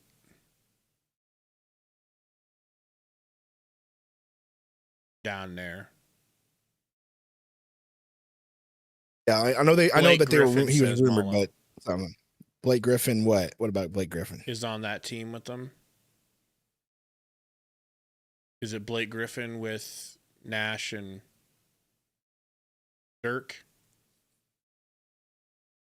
Oh yeah, I think it was something like that. Some sort of team that was supposed to be on Amazon Prime. I don't know how true that was. I just know that was out there because I saw it on X for the one time I was on X. That I saw it. So I don't know if he's still doing that or not. So maybe that has a lot to do. Maybe he's just out preparing for the other jobs he's got, and that's why he's not there. He's only an advisor. He's not in the front office. He's not going to be doing everyday work. But they did miss an opportunity to have him there for media day. Like that would have been huge, just to have him there. Heard that, and people ask him like, "So why didn't we hear anything about?" We did hear there was like one or two questions. They asked Ishbia about him being there, and Ishbia was like, "Yeah, we love having foreign players around," and blah blah blah. He gave you the whole spiel, but that was about it. There wasn't like anything. There wasn't like, what is he actually going to be doing? What's he gonna do? What are his responsibilities? But still, I think they missed an opportunity to have him there for like an interview or something. Like, hey man, that would have really helped their social media numbers. And that's what we care about here. And that's one thing he did brag about. Did Matt Ishbia not say that? Hey, we're number one in a lot of aspects. We're number one in social media. We're number one in this and that, and this and that. We're just not number one as a men's basketball team. He did say that. What does number one at social media mean? I mean, I guess social media engagement, the fact that they're all over the place. Okay. TikTok, Twitter, Instagram, YouTube, whatever media that they're going to be on. He basically was like talking about those numbers earlier in his interview. Did you not hear They that do part? have a Where he good was like, social media team. that's what he was saying. He was like, we built a good social media team. We built that. Mercury's social media team's good. Sun's social media team's good. Engagement's good. He's like, the men's basketball team just didn't do well. He's like, so we're working on that part now. He mentioned that in his interview. So, again, you could have really bolstered those numbers if you had Steve Nash on there, because he's a big Suns. That's a big name in Suns fandom. So the biggest, and he's not in a responsible, like a high responsibility gig like coaching. You're not relying on him to do the day-to-day, just kind of big picture stuff, help with big picture ideas. If anybody knows ball, it's him. This is true. No. Well, anybody else you liked interviewed? Because I mean, other than that, we heard from Goose, Nick Richards, Mark Williams. That was really it. We didn't get to hear from really anybody else. So it's gonna be so weird to see clips of like Kevin Durant at Rockets Media Day. I don't think it would be. It's gonna be weird, bro. I don't think it will be weird. I think once you see him, he wasn't. Here's the deal. I'm sorry, he wasn't here that long for me to think it's weird. And can I also be honest? And people be honest in the chat. Did we have that much of an attachment to Kevin Durant while he was here? Be honest. Like, did you have that attachment like you did with the Twins when they were traded, to where it hurt because you had that attachment to the Twins, right? I think the only reason it didn't. I don't think so. I don't think it would be weird. I think the only reason it didn't hurt is because we didn't have anywhere near the level of success with him that we should have. It would have hurt if things were successful and if he asked out. But I had to disagree. I have to disagree with you. Something we said that you said actually in the very beginning of this stream was that you felt like he didn't want to be here. He specifically in that interview with Shams Charania from The Athletic like a week ago said he did not want to leave Phoenix. That was not his decision, but he understands that hard decisions get made.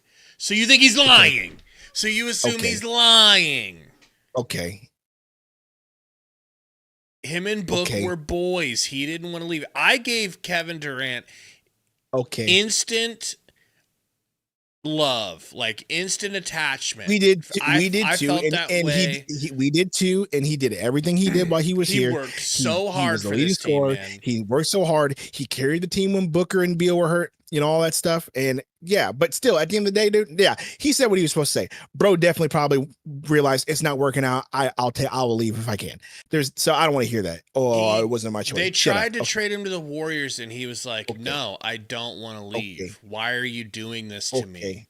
But he got traded to one of the teams that was on his list. Okay, stop it. Yeah, because they made it clear to him, dude, we have to let you go. Stop it. Because we've bungled this situation so many times from Sunday. Stop it. He's trying to save face. Stop it. We have to save face. And that's perfectly okay for him to save face. Stop it. You're crazy, bro. I'm not crazy. You're crazy. I don't understand. I don't understand. I'm not crazy. I just don't believe whenever you say, "Oh, I didn't want to leave," and they just let me go. He didn't want to leave. The decision. Okay, I believe you. Why would he want to leave? Because he knew that the ship was going down, and he's 37, and he wants to still win. That right there is the crux of the argument. Is he's already got 2 titles, 2 MVP finals. It's not like his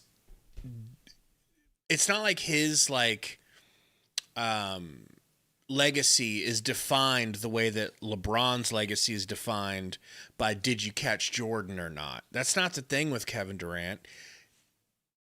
He's playing with his bud. Phoenix, living in that area is beyond delightful. It's like one of the perfect places to be a pro athlete. And I just can believe that he was willing to stick around and try to get things to work with another retool. But we didn't have the assets to retool. We didn't have. You can believe that, and that's fine. I don't, and that's how it is. And guess what? And we can both have different opinions because guess what? That man's not on our team anymore, and now we got a new team moving forward. So, goodbye, Kevin Durant. Hello, Dylan Brooks. Hello, Jalen Green. Let's move forward. Thank you very much. You're just gonna toss KD into the wood chipper of history, huh? I didn't toss into the wood chipper. You said that it's going to be so weird. You brought this. It's going to be so weird seeing him in the Rockets uniform. And you're like, I have no attachment. I hated Kevin Durant the entire time. I didn't even want him on the team. And he wanted out of here. Well, he says he didn't want out of here. I don't believe him. What? Here we go with the gas. Gaslight game at his finest, bro. At his finest, dude. Gaslight game at his finest, bro. I'm gonna miss him. Miss him. I'll miss I'll miss the fact that he was a scoring machine, and it was a wonder to watch him play ball for sure. But do I have an attachment if I see him in a uniform for the Rockets? Is it going to be weird to me? Probably not. It will not be as weird as seeing Cam Johnson and Mikal in a Brooklyn Nets uniform. That was weird. That's true. It will not be the same. I feel like I've already seen Kevin Durant in a Rockets jersey for a whole season. I mean, you've seen him in other uniforms too, so there's always that too, and that has a lot to do with it also.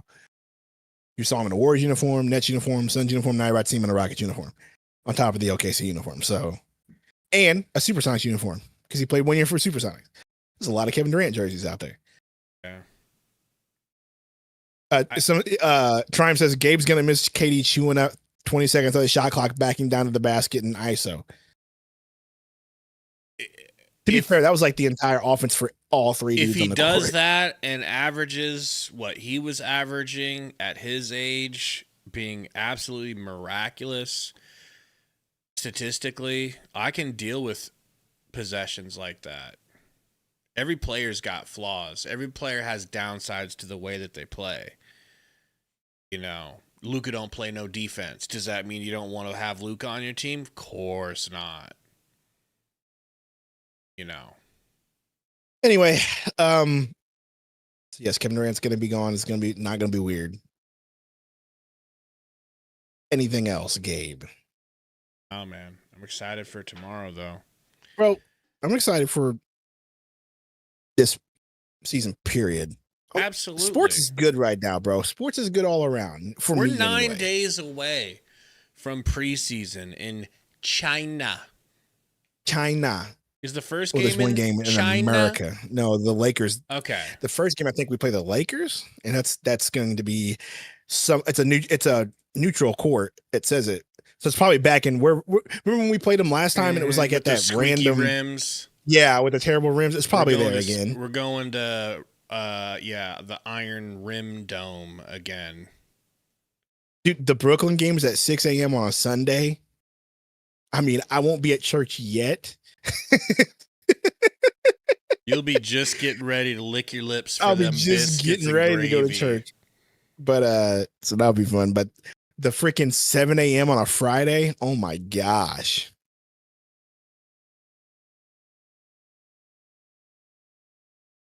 And then after Sunday, we go to the Midwest to hang out.